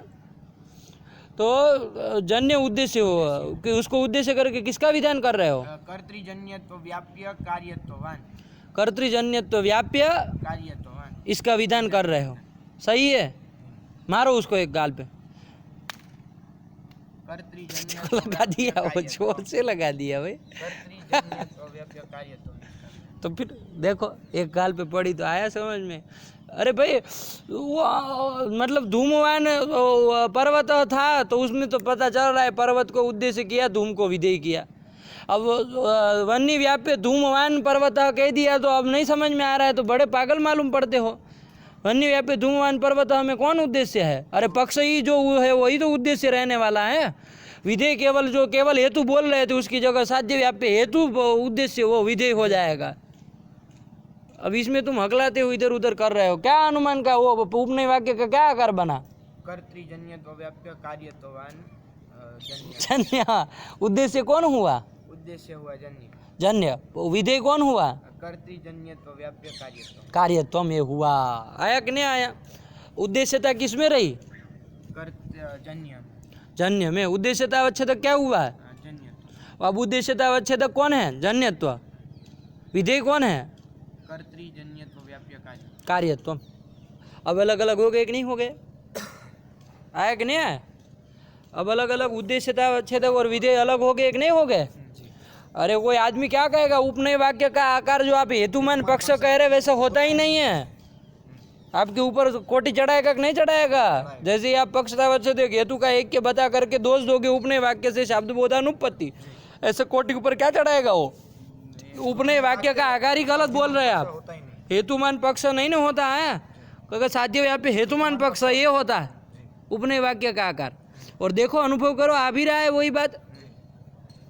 तथा अयम कह रहे हो ना, जैसे वो दृष्टांत महानस था वैसे पर्वत है। तो दृष्टांत महानस कैसा था? केवल धूमवान नहीं बोले थे, वहाँ व्याप्ति बोले थे। व्याप्ति यो धूमवान ससा वन्यमान, वन्य की व्याप्ति धूम में और धूमवान वो है, ऐसा नहीं निकल लगे आ रहा था। तो फिर तथा अयम कहोगे तो क्या आएगा? वन्य व्याप्य धूमवान पर्वत आएगा कि धूमवान पर्वत आएगा? वन्य व्याप्य धूमवान पर्वत। साध्य व्याप्य हेतुमान पक्ष, ये उपनय वाक्य बनता है। कहाँ से निकाल करके लाए हो हेतुमान पक्ष? बात समझ में आएगी नहीं? ऐसे जब कह देगा कोई तो अब यहाँ जन्य कर्तृजन्य कार्यत्वात् घटवत में उपनय वाक्य का आकार क्या बनेगा? कर्तृजन्यत्व व्याप्य कार्यत्ववान जन्य। जन्य हाँ ये बनेगा। उद्देश्यता अवच्छेदक क्या हो रहा है? अब सीधे बोलो। जन्यत्वम। जन्यत्वम। और विधेय कौन है? कर्तृजन्यत्व व्याप्य कार्यत्वम। आया कि नहीं आया? तो आप कहेंगे ये समझ में आया? अब कहाँ एक हो रहा है? एक हो रहा है क्या? नहीं ना हो रहा है। अब एक नहीं ना हो रहा है। उद्देश्यता अवच्छेदक विधेय का एक नहीं ना है। अब नहीं है तो अब शब्द बोध हो सकता है इससे। तो आप ये शंका यदि कोई करे तो क्या कहा जाएगा? जटिति तो यही कह दिया जाए कि भाई जन्य तो फिर भी वो व्याप्य लगा दिया, क्या अंतर पड़ा? है तो कार्यत्व ही। अंतिम में कौन आ रहा? कार्यत्व। कर्तृजन्यत्व व्याप्य जोड़ देने से क्या हुआ तो कार्यत्व ही ना। अंततोगत्व विधेय तो कार्यत्व ही है ना। उद्देश्यता अवच्छेदक जन्यत्व फिर भी तो एक है। तो देखो यहाँ जो आपके है ना ये नव्य लोग, वो लोग कहते हैं कि उद्देश्यता अवच्छेदक विधेय एक के हो तो नहीं होता है, लेकिन विधेय अंश में यदि मान लीजिए कुछ अंश अधिक हो जाता है तो शब्द बोध होता है। आया कि नहीं? विधेय अंश से अधिक अंश का यदि अवगाहन हो रहा हो तो शब्द बोध होता है। जैसे घटो घटा में नहीं होता। अनुभव भी करिए इस चीज़ को, है कि नहीं? घटो घटा में तो क्या हो जाता है? घट को उद्देश्य करके घटत्व का विधान कर रहे तो उद्देश्यता अवच्छेदक घटत्व और विधेय भी घटत्व एक हो जाता है, शब्द बोध नहीं होता। लेकिन यदि कहा जाए घटो नील घट, घटो घट को उद्देश्य करके नील घटत्व का विधान करे तो ये तो हो सकता है ना, है कि नहीं? अरे ये जो घट है वो नील घट है। आया कि नहीं आया? ये घट जो है वो कैसा है? नील घट है। तो ऐसा तो होता है ना। तो अब क्या हो गया? अंतर क्या हो गया? अब जो ये विधेय हमको पहले तो केवल घटत्व बन रहा है, अब विधेय क्या बन रहा है? नीलघटत्व तो विधेयांश में कुछ अधिक अवगाहन हो रहा है कि नहीं हो रहा है? उद्देश्यता अवच्छेदक की अपेक्षा विधेयांश में अधिक अवगाहन हो रहा है कि नहीं हो रहा है? ऐसे जब में क्या हो जाता है? शाब्द बोध होता है। आया कि नहीं आया? तो यहाँ पर भी तो वैसा ही हो गया। उपनय वाक्य क्या बन गया आपका? कर्तृजन्यत्व व्याप्य कार्यत्ववान जन्यः जन्य। हाँ, तो यहाँ उद्देश्यता अवच्छेदक जन्यत्व है, लेकिन विधेय क्या है? कर्तृजन्यत्व व्याप्य कार्यत्वम। तो वो जन्यत्व की अपेक्षा कुछ अधिक अंश अवगाहन हो रहा है कि नहीं हो रहा है? साध्य व्याप्यत्व कुछ अधिक अंश अवगाहन हो रहा है कि नहीं हो रहा है? तो जब विधेय अंश में अधिक अवगाहन होता है तो शाब्द बोध होता है। यद्यपि उद्देश्यता अवच्छेदक विधेय तो एक ही है, अभी भी एक ही है, अलग थोड़ी ना हो गए। अरे कार्यत्व ही तो विधेय है, तो एक ही हुआ ना उद्देश्यता अवच्छेदक जन्य। लेकिन अब अंतर क्या हो गया? विधेय अंश में अधिक अवगाहन हो रहा है, अधिक अंश का अवगाहन हो रहा है। तो ऐसे स्थल में शब्द बोध प्रामाणिक है कि नहीं है? अनुभव से भी आ रहा है, तो अब हो सकता है। तो ऐसा उपनय वाक्य हो तो कोई दोष नहीं ना है। पक्षता अवच्छेदक हेतु एक हो जाने पर क्या आपत्ति है? कोई आपत्ति नहीं है। आया कि नहीं आया? तो फिर अब बताओ, चलो कोई दोष नहीं है, पक्षता अवच्छेदक हेतु एक हो गया, कोई दोष नहीं है, यहीं से कर दिया। इति चेन्न में जाना ही नहीं। अभी शंका समझ में आई कि नहीं आई? अंतर क्या है? उपनय वाक्य उन्होंने शुरू कर दिया कि तथा च अयम का मतलब है साध्य व्याप्य हेतुमान पक्ष, न कि हेतुमान पक्ष। आया कि नहीं आया? तो फिर अब बताओ क्या दोष है? कोई दोष नहीं। अब पक्षता अवच्छेदक हेतु एक हो जाए, जन्य कर्तृजन्य कार्यत्वात् घटवत् बन जाए, कोई आपत्ति नहीं है। आया कि नहीं आया? क्या उत्तर देंगे इसका? ऐसे शास्त्रार्थ चलता है, भगने से शास्त्रार्थ नहीं होता। 2 लाइन आगे पढ़ लेंगे तो नहीं होगा, है कि नहीं? अभी 2 लाइन में जाना ही नहीं, उसके पहले ही सब चल रहा है कि नहीं? उस दिन कह रहे थे रो कि 2 लाइन कर ली जाए। 2 लाइन कैसे कर दो बताओ? इधर कोटियाँ पड़ी हुई है कितनी सारी, दिमाग खा जाएंगे ये लोग इतने में। तो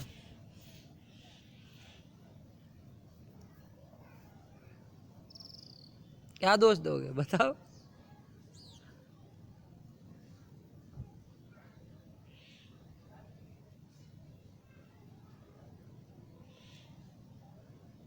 लग रहा है कोई? तो इसका उत्तर क्या देना पड़ेगा? जैसा उसने पक्ष रखा है उसी के ऊपर देना पड़ेगा। उसने क्या चालाकी की? उसने वो पक्ष उपनय वाक्य को थोड़ा इधर उधर कर दिया, तथा च अयम को साध्य व्याप्य हेतुमान पक्ष ये कर दिया। तो यहाँ पर यही उत्तर देना है कि नहीं भाई, हेतुमान पक्ष यही उपनय वाक्य होता है। साध्य व्याप्य नहीं होता है। अरे जो जैसा है उसको जैसे के साथ तैसा, ऐसा वाला ही होना चाहिए, है कि नहीं? वो जो काम किया है वैसा वाला काम हम भी करें, हेतुवान पक्ष बन जाए तो हम दोष दे दे, है कि नहीं है? तो यही होगा उपनय वाक्य। तो आप कहीं अब क्या इसमें हम क्या तर्क दे? उसने तो चलो कुछ बताया, तथा च हम करके बताया ना, अब हमको भी तो कुछ बताना पड़ेगा, केवल कह देने से नहीं होगा। तो देखो क्या कहना पड़ेगा, साध्य व्याप्य हेतुमान कहोगे ना पक्ष, ऐसा उपनय वाक्य बनाओगे ना, तो तृतीय जो आपका पंचावय में तृतीय कौन है? उदाहरण वाक्य, उसमें व्याप्ति बताई गई कि नहीं बताई गई है? व्याप्ति पूरा सर उदाहरण दिया गया, केवल उदाहरण नहीं दिया है। तो व्याप्ति तो वहाँ बताई दे गई है ना, यो यो धूमवान स वन्यमान, चाहे यह कार्यत्वान सह ये बनाई दिया है यथा घट। तो व्याप्ति वहाँ तृतीय वाक्य में हो बताई गई कि नहीं बताई गई? अब फिर से यदि चतुर्थ वाक्य में भी यदि व्याप्ति का उल्लेख करते हैं, है ना, साध्य व्याप्य हेतुमान, तो व्याप्ति आगे कि नहीं आगे? तो ये पौनरुक्ति हो जाएगा व्याप्ति का, है कि नहीं? पुनः व्याप्ति तीसरे वाक्य में बताई गई, उदाहरण वाक्य में, तो फिर से यहाँ बताने में उसका पौनरुक्ति ही है कि नहीं है? यहाँ उसको फिर से उसको व्याप्ति बताने की जरूरत नहीं है, व्याप्ति तृतीय वाक्य में ही गृहीत हो गए। अब केवल हेतु वाला पक्ष है यही बता देना है कि नहीं है? तो यही करके वो हेतुमान पक्ष यही बनता है। आया कि नहीं आया? यही ध्यान रखना, व्याप्ति का मतलब पुनरुक्ति होने लगेगी, है कि नहीं? अब एक बार व्याप्ति बता दी है ना, अरे पंचावाक्य में 5 वाक्यों में कुछ अलग अलग होना चाहिए ना। अब 5 वाक्यों में एक ही टाइप का बोल रहा है तो कोई मतलब का है वो, है कि नहीं है? तो अलग अलग रहेगा ना, तभी तो पंजा, वरना तो दूसरी तरह से हो ही गया। अब तो व्याप्ति मतलब बार बार सब में व्याप्ति ही बताते रहेंगे, है कि नहीं। तो तथा जो अयम से वो व्याप्ति को छोड़ करके, क्योंकि व्याप्ति तृतीय में गृहीत कराई दी है ना, सामने वाले को व्याप्ति समझाई दी। धूम का व्याप्य, वो वन्नी का व्याप्य धूम है, ये तृतीय वाक्य से बोध हो ही गया है कि नहीं। उदाहरण जब बोध हुआ तो उसके साथ साथ यही हो गया, बोध व्याप्ति भी गृहीत हो गए। तो अब फिर चतुर्थ वाक्य में व्याप्ति का प्रवेश कराने की जरूरत नहीं है। आया कि नहीं, इसलिए नहीं होता है। आया कि नहीं, इसलिए केवल और केवल हेतुमान पक्ष यही क्या बनता है आपका, उपनय वाक्य बनता है। उपनय वाक्य बनता है। तो जब वही बनता है फिर तो विपक्षता वच्छेदक हेतु एक हो जाएंगे, तो शब्द बोधानुपत्ति होनी ही, यही दोष देना है। लगा कि नहीं लगा, ये ध्यान रखना। चलो, ये रामरुद्री लगा ना, रामरुद्रिका ने देखो ये दिया होगा, ये वाला पक्ष दिया कि नहीं दिया है। हाँ है। न च नवीन मते विधेयांशे अधिकावगाहिनः शाब्दबोधस्योपगमेन। देखो इसके पहले लिखा है उद्देश्यतावच्छेदक विधेययोरैक्येन उपनय वाक्यात् शाब्दबोधानुपपत्तेरेव दोषत्वात्। आया कि नहीं, आया। क्या क्या, उद्देश्यतावच्छेदक विधेययोरैक्येन हाँ, उपनय वाक्यात् शाब्दबोधानुपपत्तेरेव दोषत्वात्। शब्द बोधानुपत्ति ही दोष आएगा, है कि नहीं। पक्षतावच्छेदक हेतु एक हो जाएंगे, तो ये लिख दिए।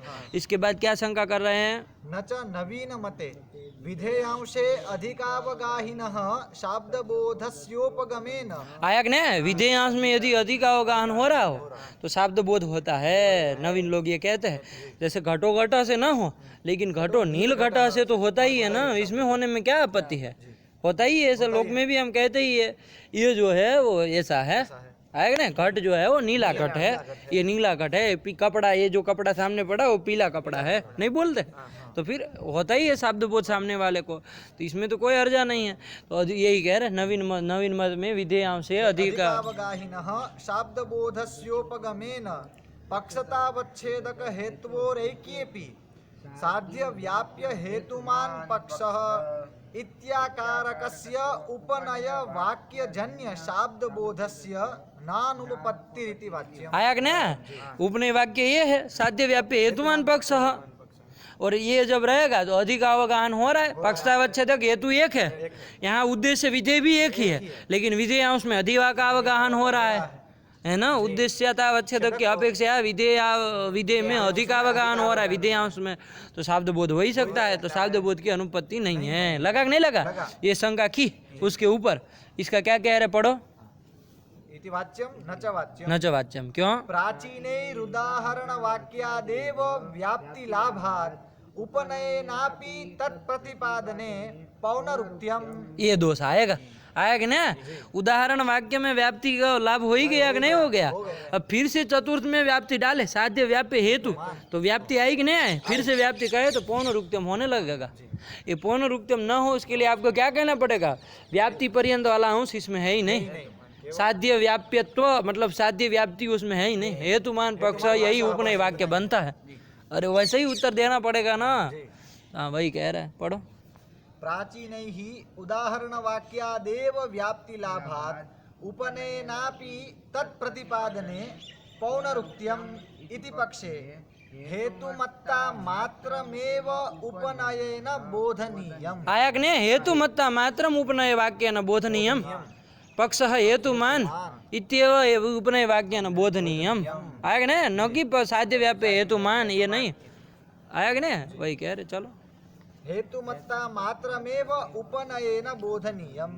हाँ, तथा चायम् इत्युपनय वाक्यस्य हेतुमान् पक्षः इत्येवार्थः इत्यंगीकारात् तन्मतानुसारेणैव पक्षतावच्छेदक हेतवोरैक्यात् इति दूषणाभिधानात् इति ध्येयम्। आया कि नहीं, इसी मत में ये दूषण है। आया कि नहीं, जो हेतुमान पक्ष है ये इस तरह का उपनय वाक्य मानते हैं, इस मत में पक्षतावच्छेदक हेतु के एक हो जाने में दोष है। आया कि नहीं आए। अब जो लोग मानते ही नहीं, वो कहते ही है कि मतलब व्याप्ति भी प्रविष्ट रहती ही है, ऐसा मानने वाले जो उनके मत में दोष, ये वो मत में दोष नहीं आएगा इस मत में। इसलिए बोलना पड़ता है कि हेतुमान पक्ष ये जब उपनय वाक्य होता है तब वहाँ पर शब्द बोधानुपपत्ति पक्षतावच्छेदक और हेतु के एक होने पर आया कि नहीं आया, ये ध्यान रखना पड़ता। अब और ये मानना उचित है, इसमें इन्होंने तर्क दे दिया, क्योंकि व्याप्ति का पौनरुक्ति होने लगेगा, तृतीय वाक्य से व्याप्ति का प्रतिपादन हो ही गया, फिर से चतुर्थ वाक्य से करेंगे तो पौनरुक्ति होने लगेगा, इसलिए न हो, इसलिए हेतुमान पक्ष स्वीकार करना पड़ेगा। और जब ये कर लेंगे तो पक्षतावच्छेदक और हेतु के एक होने पर शब्द बोधानुपत्ति उपनय वाक्य से होने लगेगी। आया कि नहीं, एक और ऊपर कोटि चढ़ा दिए, है कि नहीं, अच्छी है कि नहीं है, अच्छी है। हाँ ये तो है। चलिए हो गया, इसके बाद हो गया रामरुद्री, चलो मूल चलो। छेदक हेतु हो ऐक्या, ऐक्यम ऐक्य प्रसंगात, ऐक्य प्रसंगात, ऐक्य का प्रसंग होने लगेगा। और दोष क्या लगेगा, तो पूरा का पूरा फिर लगाओ उसमें, ठीक है ना, हुआ। तो उपनय मुख्य रूप से इतना ही बोलना हो तो उपनय वाक्य शब्द बोधानुपत्ति ही है कि नहीं, तो ये कर दिया।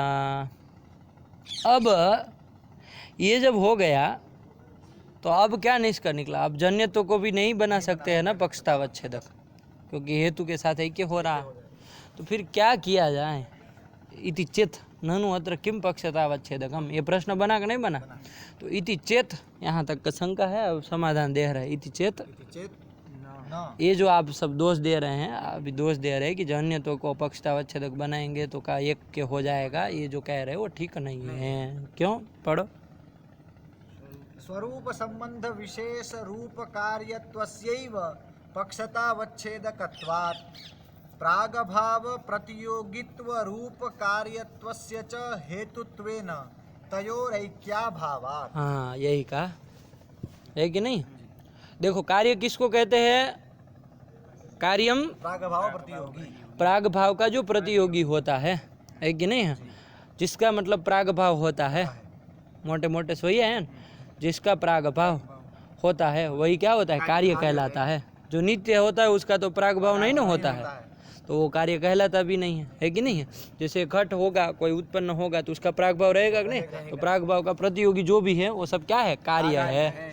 तो प्राग भाव प्रतियोगी कार्य हो गया, कार्यत्वम किम, तो प्राग भाव त्वम कार्यत्वम, आया कि नहीं आया, प्राग भाव प्रतियोगित्वम कार्यत्वम। ये जो कार्यत्वम है प्राग भाव प्रतियोगित्व रूप कार्यत्व, उसको हेतु बनाएंगे। प्राग भाव प्रतियोगी कार्यत्व जो हेतु है ना, उसका मतलब है प्राग भाव प्रतियोगित्वम, आया कि नहीं आया, तो ये तो हेतु हो गया। जो आपका पक्षतावच्छेदक जो कार्यत्व बन जन्यत्व जिसको आप कह रहे थे, जो कि कार्यत्व रूप ही है कि नहीं, वो कार्यत्व जो है वो कार्यत्व प्राग भाव प्रतियोगित्व रूप नहीं, वो कार्यत्व क्या है, वो कार्यत्व जो है ना वो स्वरूप संबंध विशेष कार्यत्व है। आया कि नहीं, दोनों में अंतर कर दे रहे, नाम से तो दोनों कार्यत्व ही है, आया कि नहीं, लेकिन दोनों में अंतर कर दे रहे। हेतु जो कार्यत्व है वो प्राग भाव प्रतियोगित्व रूप कार्यत्व है, पक्षतावच्छेदक जो कार्यत्व है पक्ष कार्य है, जन्य मतलब कार्य, और पक्षतावच्छेदक जो कार्यत्व है वो प्राग भाव प्रतियोगित्व रूप ऐसा कार्यत्व नहीं, वो स्वरूप संबंध रूप एक धर्म विशेष है, स्वरूप संबंध विशेष है। आया कि नहीं। देखो ये जो कार्यत्व कारणत्व ये सब रहते हैं ना, वो कोई कहाँ कार्यत्व कहाँ रहता है, कारणत्व कहाँ रहता है, आधारत्व आधारता किसमें रहती है, आधेयता किसमें रहते हैं। तो ये सब जो है ना, ये सब कोई वो जातिया तो है नहीं, है कि नहीं है, ये सब धर्म मात्र है, स्वरूप संबंध से रहते हैं। कहाँ रहते हैं, अपने अपने जहाँ अधिकरण में, है कि नहीं, स्वरूप संबंध से रहते कि नहीं रहते। कार्यत्व कार्य में, कारणत्व कारण में, आधारत्व आधेयत्व, अधिकरणत्व अधिकरणता, जो भी कहो, ये सब क्या रहते हैं, स्वरूप स्वरूप संबंध से कार्य कारण इन सब में रहते हैं। आया कि नहीं आया, स्वरूप संबंध से रहते हैं। तो ये जो है ना स्वरूप संबंध मतलब क्या है, स्वरूप संबंध समझिए। स्वरूप संबंध मतलब क्या, स्वरूप संबंध मतलब क्या समझते हैं आप, स्वरूप संबंध से, स्वरूप संबंध मतलब क्या, स्वरूप संबंध मतलब क्या समझते हैं। स्वरूप संबंध मतलब स्वरूप ही संबंध है, स्वम रूप ही संबंध है। आया कि नहीं, स्वम मतलब प्रतियोगी अथवा अनुयोगी, तद्रूप ही संबंध है, कोई अतिरिक्त नहीं है। आया कि नहीं आया। स्वरूप संबंध मतलब क्या, स्वम मतलब प्रतियोगी अनुयोगी ही रूप है जिसका, वही स्वरूप संबंध है। आया कि नहीं? वो प्रतियोगी अनुयोगी रूप ही पड़ता है। आया कि नहीं? आया? तो ये कार्यत्व कारणत्व ये सब स्वरूप संबंध रूप ही पड़ते हैं। आया कि नहीं? इसलिए कह दिया जाता है यहाँ कार्यत्व कहीं बहुत जगह आता है कि यहाँ पर ये जो है वो स्वरूप संबंध विशेष है। कार्यत्व जो है वो क्या है? स्वरूप संबंध विशेष है। आया कि नहीं? आया? और वो भी जो कार्यत्व कारणत्व पड़ता है ना, वो अपने वो भी कार्य से अतिरिक्त, जैसे कार्यत्व है वो कार्य से अतिरिक्त कुछ नहीं है, कार्य रूप ही है, वो कार्य स्वरूप ही है। कारणत्व जो है वो कारण स्वरूप ही है। आया कि नहीं? आधारत्व जो है वो आधार स्वरूप ही है। आधेयत्व जो है वो आधार स्वरूप ही है। इस तरह करके आया कि नहीं? यही होता है स्वरूप संबंध विशेष कार्यत्व का मतलब। आया कि नहीं? वो कोई अतिरिक्त कोई पदार्थ नहीं है, अतिरिक्त कोई पदार्थ नहीं है, अतिरिक्त कोई धर्म नहीं है। आया कि नहीं? वो अपने अधिकरण के स्वरूप ही हो जाता है। तो वैसा वाला कार्यत्व हम पक्षतावच्छेदक बना रहे हैं। आया कि नहीं? आया? कैसा कार्यत्व? स्वरूप संबंध। देखो पढ़ो, पंक्ति पढ़ो। स्वरूप संबंध विशेष स्वरूप कार्यत्वस्यैव पक्षतावच्छेदकत्वात्। स्वरूप संबंध विशेष रूप जो कार्यत्व है कि नहीं है? स्वरूप संबंध रूप ही है ना वो स्वरूप संबंध रूप जो कार्यत्व है वही पक्षतावच्छेदक है। चलो ये हो गया। फिर प्राग भाव प्रतियोगित्व रूप कार्यत्वस्य च हेतुत्व है ना, हेतु जो कार्यत्व है वो प्राग भाव प्रतियोगित्व रूप है। आया कि नहीं? तो अंतर हो गया कि नहीं हो गया? यहाँ जो कार्यत्व है पक्षतावच्छेदक वो स्वरूप संबंध विशेष है कि नहीं? और वो जो है कार्यत्व वो कोई पारिभाषिक कार्यत्व है, वो क्या है? प्राग भाव प्रतियोगित्व रूप। आया कि नहीं? वो हेतु है। तो दोनों का ऐक्य होगा? नहीं होगा, नहीं ना होगा। तो वही कह रहे, पढ़ो एक बार। स्वरूप संबंध विशेष रूप कार्यत्वस्यैव पक्षतावच्छेदकत्वात् प्राग भाव प्रतियोगित्व रूप कार्यत्वस्य च हेतुत्वेन तयोः ऐक्याभावात्। पक्षता तयोः मतलब पक्षतावच्छेदक हेतोः ऐक्याभावात्। कोई ऐक्य नहीं है। अंतर समझ में आया कि नहीं आया? पक्षतावच्छेदक जो कार्यत्व है बोला तो कार्यत्व ही उधर भी बोला जाएगा, हेतु भी कार्यत्व ये भी कार्यत्व। लेकिन दोनों कार्यत्व किम रूप पढ़ रहे हैं? केवल नाम एक तरह के हो जाने से केवल एक नहीं ना हो जाते हैं। इसका नामकरण दूसरे का भी नामकरण, तो दोनों एक हो जाते हैं क्या? नहीं ना होते हैं। तो वही कार्यत्व तो दोनों जगह बोला जाएगा। पक्षतावच्छेदक भी कार्यत्व, हेतु भी कार्यत्व, लेकिन दोनों कार्यत्व भिन्न भिन्न है। हेतु जो कार्यत्व है वो कोई पारिभाषिक कार्यत्व है, क्या? प्राग भाव प्रतियोगित्व रूप कार्यत्व है। आया कि नहीं? और यहाँ जो कार्यत्व है वो स्वरूप संबंध पक्षतावच्छेद की भूत जो कार्यत्व है वो स्वरूप संबंध विशेष है। आया कि नहीं? स्वरूप संबंध विशेष है कि नहीं है? और वो भी वो कार्य से अतिरिक्त कुछ नहीं होता है, वो कार्य रूप ही पड़ता है। आया कि नहीं? ऐसा स्वरूप संबंध विशेष जो कार्यत्व है वही पक्षतावच्छेदक है। लगा कि नहीं लगा? आया ना? ये अधिकरणत्व आधारत्व ये सब भी ऐसे है। आया कि नहीं? जैसे घट अधिकरण है तो उसमें रहने वाला अधिकरणता जो है वो क्या है? अधिकरण स्वरूप ही है। अधिकरण स्वरूप ही है, वो कोई अलग अतिरिक्त नहीं है। स्वरूप संबंध है ना उसमें रहता है, वो तत्स्वरूप ही है। आया कि नहीं आया? वो कोई अतिरिक्त पदार्थ नहीं है। वरना सात पदार्थ आप कैसे कहेंगे?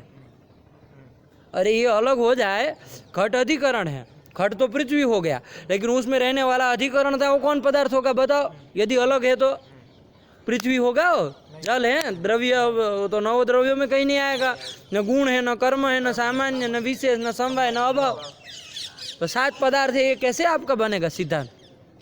तो आपको कहना पड़ेगा ना वो अधिकरणता आधारता आधेयता ये सब है वो क्या है? तत्स्वरूप ही है। आया कि नहीं? वो स्वरूप संबंध विशेष ही उसको माना जाता है। आया कि नहीं? वो भी अंत तो गत्वा अपने आधार आश्रय के रूप आश्रय रूप ही पढ़ते हैं। घट रूप अधिकरण, घट में रहने वाली अधिकरणता क्या है? घट रूप पड़ेगी। पट रूप में पट में रहने वाली अधिकरणता है वो क्या रहेगा? पट ही स्वरूप होगा। आया कि नहीं? तो यही यहाँ जो कार्यत्व पक्षतावच्छेदक है वो स्वरूप संबंध विशेष कार्यतावच्छेदक है। और हेतु जो कार्यतावच्छेद वो कार्यत्व है, आया कि नहीं आया? यही कर दिया। पक्षतावच्छेदक कार्यत्व स्वरूप संबंध विशेष रूप, हेतु जो कार्यत्व है वो प्रागभाव प्रतियोगित्व। अब दोनों का ऐक्य नहीं ना हुआ। अब वहाँ उपनय वाक्य में बनेगा कार्यम कार्यत्ववान, उपनय वाक्य यही बनेगा ना।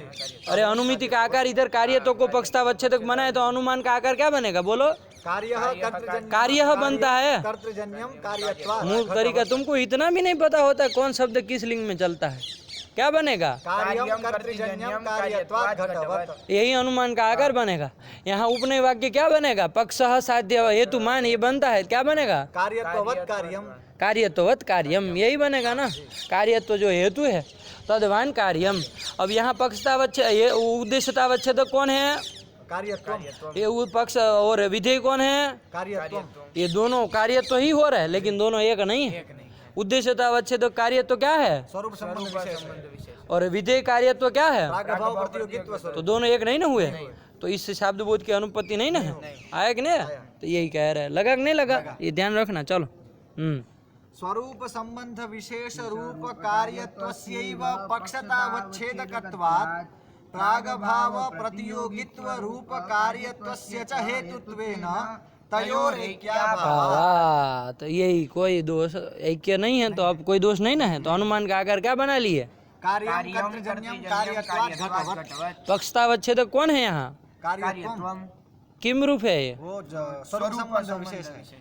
हाँ, तो यही बोलना है, स्वरूप संबंध विशेष रूप जो कार्यत्व है वही पक्षतावच्छेदक है। बस यही मान लिया, यही सिद्धांत कर दिया। आया कि नहीं? यही दे दिया। अब इसके बाद क्या लिख रहे हैं? साध्यम च न। ये साध्यम में अब चले गए। पक्षतावच्छेदक की चर्चा खत्म। साध्य क्या है? कर्तृजन्य तो है, वो किम रूप है, क्या है, तो इसकी चर्चा करेंगे। लेकिन पक्षतावच्छेदक बस यही अंतिम दे दिया। आया कि नहीं आया? कि पक्षतावच्छेदक क्या होगा?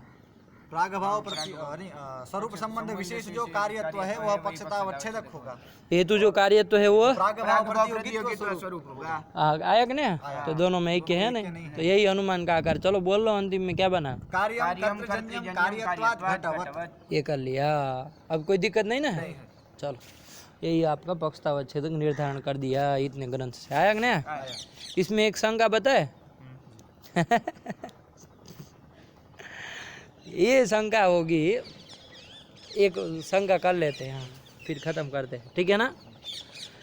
यहाँ शंका ये होगी, पक्षतावच्छेदक किसको बना रहे हो? स्वरूप संबंध विशेष जो कार्यत्व है उसको। स्वरूप संबंध विशेष रूप जो कार्यत्व है वही कार्यत्व को पक्षतावच्छेदक बना रहे। वो किम रूप पड़ता है? कार्य रूप ही, कार्य स्वरूप ही होता है ना, अतिरिक्त तो कुछ होता नहीं, कार्य स्वरूप ही पड़ता है। कार्य आपके सब भिन्न भिन्न है कि नहीं है? क्षिति अंकुर के दोनों एक है? क्षिति अंकुर सब अलग अलग है ना? घट पट जो भी आएगा वो सब अलग अलग है कि नहीं है? अलग अलग है सब। तो जो कार्यत्व भी है वो जब क्षिति में रहेगा तो वो कार्यत्व किम रूप पड़ेगा? क्षिति स्वरूप पड़ेगा। कार्यत्व अंकुर में रहेगा तो किम रूप पड़ेगा? अंकुर स्वरूप पड़ेगा। वो घट में रहेगा तो किम रूप पड़ेगा? घट स्वरूप पड़ेगा। तो कार्यत्व जो आपका है पक्षतावच्छेदक जो बनाया है, अनुगत एक नहीं न बन रहा है? नहीं बन रहा। अनुगत एक पक्षतावच्छेदक तो नहीं न बना। इतना आप मेहनत किए, लेकिन अनुगत पक्षतावच्छेदक तो नहीं न बना पाए। ये तो कार्य रूप ही पड़ता है, तो कार्य तो भिन्न भिन्न है, तो तत्रूप भिन्न भिन्न रूप में पड़ेगा कार्यतावच्छेद का पक्षतावच्छेदक। तो अनुगत एक पक्षतावच्छेदक तो नहीं न बना। ये समस्या है। आया कि नहीं? अनुगत एक पक्षतावच्छेदक बनाना चाहिए ना, ये नहीं बना है कि नहीं है? तो इसका उत्तर क्या है? तो चलो रामरुद्री देखो, लिखा है कुछ इसमें, देखो प्रतीक लिया कुछ। स्वरूप संबंध विशेष रूपेति। एक मिनट रुको, इसमें निकालने दो। हाँ, स्वरूप संबंध रूपेति, ये है ना? ये दे रहे, ये यद्यपि करके देखो, शंका उठा रहे। यद्यपि है ना? यद्यपि से शंका उठा रहे, लगाओ। यद्यपि स्वरूप संबंध रूप कार्यता व्यक्ति नाम। कार्यता व्यक्ति, स्वरूप संबंध रूप जो कार्यता व्यक्ति है कि नहीं है? कार्यता व्यक्ति जो है स्वरूप संबंध रूप जिसको पक्षतावच्छेदक बना रहे जो कार्यता को, वो तेषाम तत्तद व्यक्ति मात्र पर्यवसनत्वेन, वो तत्तद व्यक्ति मात्र पर्यवसितत्वेन, वो तत्तद व्यक्ति मात्र पर्यवसित होते हैं। वो भिन्न भिन्न होता है। क्षिति में रहने वाला जो कार्य तो होगा वो क्षिति वो कार्य तो अलग होगा। अंकुर में रहने वाला कार्य तो अलग होगा। घट में रहने वाला कार्य तो अलग रहेगा। तद घट में रहने वाला कार्य तो अलग रहेगा।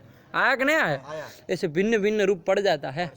यही होकर है ना, क्योंकि तत्तद व्यक्ति रूप ही पर्यवसित होता है, इसलिए भिन्न भिन्न पड़ेगा। वही कह रहा, पढ़ो। यद्यपि स्वरूप संबंध रूप कार्यता व्यक्ति नाम तत्तद व्यक्ति मात्र पर्यवसितत्वेन नानुगत पक्षतावच्छेदक लाभ। अनुगत पक्षतावच्छेदक का लाभ नहीं ना हुआ, नहीं हुआ। हाँ, ये शंका हुई, अब तथापि से उत्तर दे रहे, पढ़ो। तथापि अन्यतमत्वेन अनिगतीकृतानां अनुगतीकृतानां पक्षतावच्छेदकत्वम् इति भावः। आया कि नहीं? अन्यतमत्वेन जो अनुगत किए गए हैं, है ना, अन्यतमत्वेन जो अनुगत किए जा गए हैं, वो अन्यतमत्वेन अनुगतीकृतानां पक्षतावच्छेदकत्वम्। आया कि नहीं? अन्यतमत्वेन अनुगत करेंगे। कार्यता तो भिन्न भिन्न है ना, लेकिन कार्यता कार्यान्यतमत्व कार्य पक्ष है, कार्यान्यतम कौन होंगे? कार्य सब भिन्न भिन्न है, समझो इसको, कार्य सब भिन्न भिन्न है। वो क्षिति अंकुर सब कार्य भिन्न भिन्न है, तदघट तदघट तदघट सब कार्य भिन्न भिन्न है कि नहीं है? कार्य अन्यतम कार्यान्यतम कौन होगा? जिस कार्य सारे के सारे कार्य हो जाएंगे कि नहीं हो जाएगा? ध्यान देना, अन्यतम मतलब तद भिन्न भिन्न, तो कार्य तद भिन्न भिन्न, तद से लिया कार्य को, वो सब कार्य को ले लेना है तद से, है कि नहीं है? उससे भिन्न कौन होगा? जो नित्य पदार्थ है होगा, वही भिन्न होगा। उससे भिन्न हो कौन होगा? अब सब के सब कार्य अन्यतम हो गए कि नहीं हो गए? अन्यतम करके सारे के सारे कार्य पकड़ सकते कि नहीं पकड़ सकते? आया कि नहीं? अन्यतमत्व किसमें रहेगा? सारे के सारे कार्यों में रहेगा कि नहीं रहा? तो अन्यतमत्वेन अनुगतीकृतानां, अन्यतमत्वेन मतलब कार्यान्यतमत्व, इसको कर देंगे। आया कि नहीं? तो अन्यतमत्वेन अनुगतीकृतानां, पढ़ो। अन्यतमत्वेन अनुगतीकृतानां पक्षतावच्छेदकत्वम्। आया कि नहीं आया? तो जितने भी कार्य हैं कार्यान्यतमत्वम, यही पक्षतावच्छेदक हो जाएगा। अन्यतमत्वेन अनुगम करेंगे। आया कि नहीं आया? कार्यत्वेन नहीं हो रहा, लेकिन अन्यतमत्वेन अनुगम कर लेंगे। आया कि नहीं आया? तो कार्यान्यतमत्वम ऐसे कुछ पक्षतावच्छेदक बना लेंगे। आया कि नहीं आया? तो हम लोग बोलेंगे अनुमिति का आकार कार्यम कर्तृजन्यम कार्यत्वात् घटवत्, लेकिन और पक्षतावच्छेदक भी क्या है? तो स्वरूप संबंध विशेष कार्यत्व, यही बोल दो। कोई यदि शंका करे कि भाई इससे तो अनुगम नहीं होगा पाएगा, अनुगत पक्षतावच्छेदक नहीं हो, तो कह दो कि अन्यतमत्वेन अनुगम करेंगे। आया कि नहीं? उससे हो जाएगा कि नहीं हो जाएगा? आएगा ना? घट पट मठ ये सब मान लीजिए तीन है, तो तीन को अनुगत कोई नहीं ना है। घटत्व पटत्व मठत्व ऐसे करेंगे तो अनुगत कोई नहीं ना हुआ, लेकिन घट पट मठान्यतमत्व अनुगत धर्म हो जाएगा कि नहीं हो जाएगा? यही कर देंगे। आया कि नहीं? वो कार्य व्यक्ति तो सब भिन्न भिन्न है, लेकिन अन्यतमत्वेन अनुगम कर लेंगे। आया कि नहीं?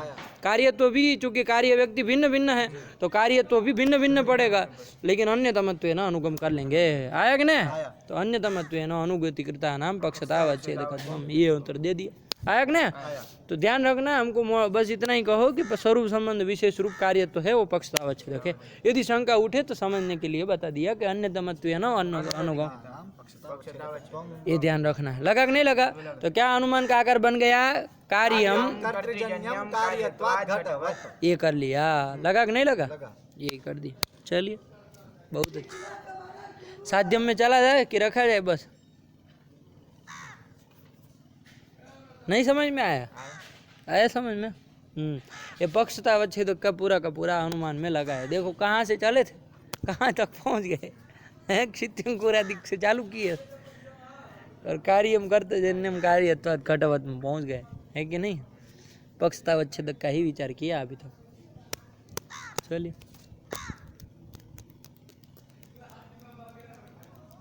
साध्य किया जाए। साध्यम च प्रवेश करे कि एक और शंका लेनी?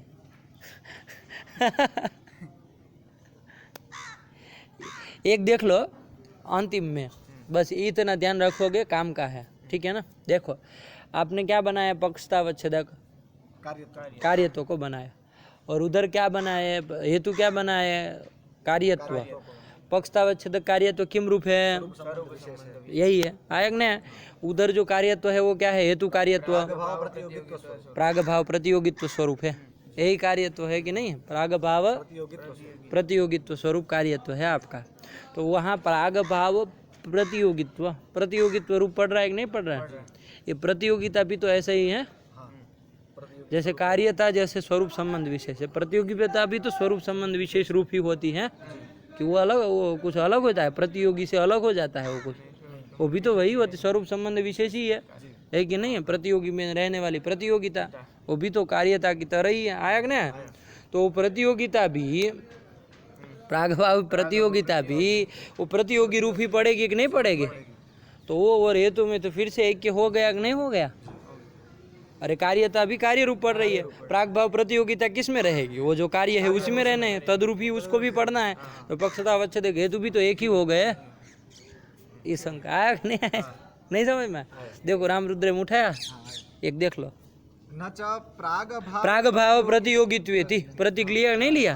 तो वो प्रागभाव प्रतियोगित्व के प्रतियोगी ले गए, न च शंका कर रहा, पढ़ो। न च प्रागभाव प्रतियोगित्वस्यापि स्वरूप संबंध स्वरूपतया, है कि नहीं है? प्रतियोगित्व भी क्या है? स्वरूप संबंध रूपतया है। हाँ, स्वरूप संबंध स्वरूपतया तत्तद्धर्मी व्यक्ति नाम ऐक्येन, वो प्रतियोगित्व जहाँ रहेगा, प्रतियोगित्व धर्म हुआ, वो जहाँ रहेगा वो धर्मी हो जाएगा, तो वो धर्मी रूप ही पढ़ना है। वो पढ़ो, तत्त धर्मी व्यक्ति नाम ऐक्येन पक्षतावच्छेद। वहाँ जो कार्यत्व है वो जहाँ जिस धर्मी में रहेगा, किस धर्मी में रहेगा? क्षिति अंकुर इत्यादि में, कार्य व्यक्ति में रहेगा। यहाँ प्रतियोगित्व जो प्रागभाव प्रतियोगित्व भी वही व्यक्तियों में तो रहेगा। अरे प्रागभाव का प्रतियोगी जो होता है वही तो कार्य होता है, तो वो कार्यत्व जहाँ रह रहा है कार्य व्यक्ति में तद्रूप पड़ रहा है। तो प्रागभाव का प्रतियोगित्व भी वो प्रागभाव के प्रतियोगी कार्य में ही रह रहा है, तद्रूप ही पढ़ना है। तो ऐक्य ही तो हुआ का प्रतियोगित्व और कार्यत्व कहाँ अलग हुए? प्रागभाव प्रतियोगित्व और स्वरूप संबंध रूप जो कार्यत्व, पक्षतावच्छेद हेतु तो एक ही हो गए ना। यही शंका नच से कर रहे, पढ़ो। न च प्रागभाव प्रतियोगित्वस्यापि स्वरूप संबंध स्वरूपतया तत्तद्धर्मी व्यक्तीनाम ऐक्येन पक्षतावच्छेदक हेत्वोरैक्यापरिहारः इति वाच्यम्। पक्षतावच्छेदक हेतु के ऐक्य का जो परिहार आप कर रहे थे वो परिहार नहीं हो पाएगा। ऐक्या परिहार, ऐक्य का परिहार नहीं हो पाए, मतलब ऐक्य हो रहा है, अब भी हो रहा है कि नहीं हो रहा? तो इसका उत्तर अब ज़्यादा उसमें अब नहीं जाना है, फटाक से एक उत्तर दे देता हूँ, उसको समझ लीजिए और इसको ख़त्म करिए बस। इसका उत्तर ये दे दीजिए, उन्होंने ये दिया अंततोगत्वा कि भाई ये जो प्रतियोगित्व है ना, ये जो प्रागभाव प्रतियोगित्व है, वो प्रतियोगित्व ठीक कहा आपने, वो स्वरूप संबंध रूप है तो तद्रूप ही पड़ जाएगा, कार्य व्यक्ति स्वरूप ही पड़ेगा, कार्य तो भी कार्य व्यक्ति स्वरूप ही पड़ेगा, तो पक्षतावच्छेदक हेतु दोनों एक ही हो गया कि नहीं हो गया? तो हम यहाँ प्रागभाव प्रतियोगित्व को हेतु ही नहीं बनाएंगे, प्रागभाव प्रतियोगित्व को हेतु ही नहीं बनाएंगे, आया कि नहीं?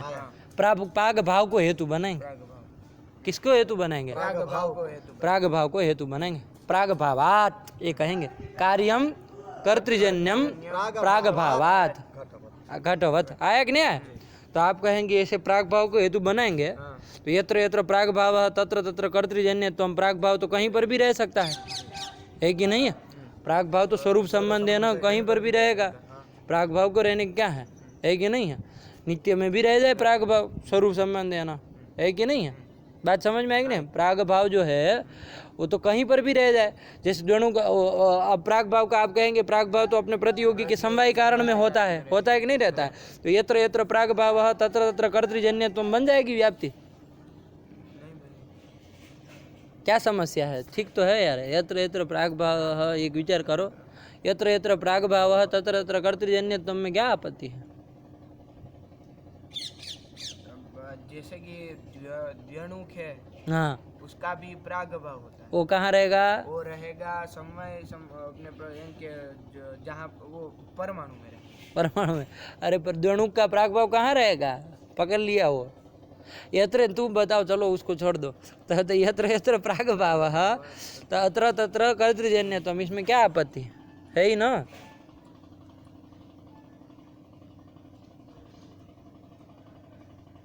प्रागभाव जहाँ जहाँ रहेगा स्वरूप संबंध है ना, वहाँ वहाँ कर्तृजन्य तो रहेगा। क्या दिक्कत है तुम बताओ? उसने दिमाग लगाए।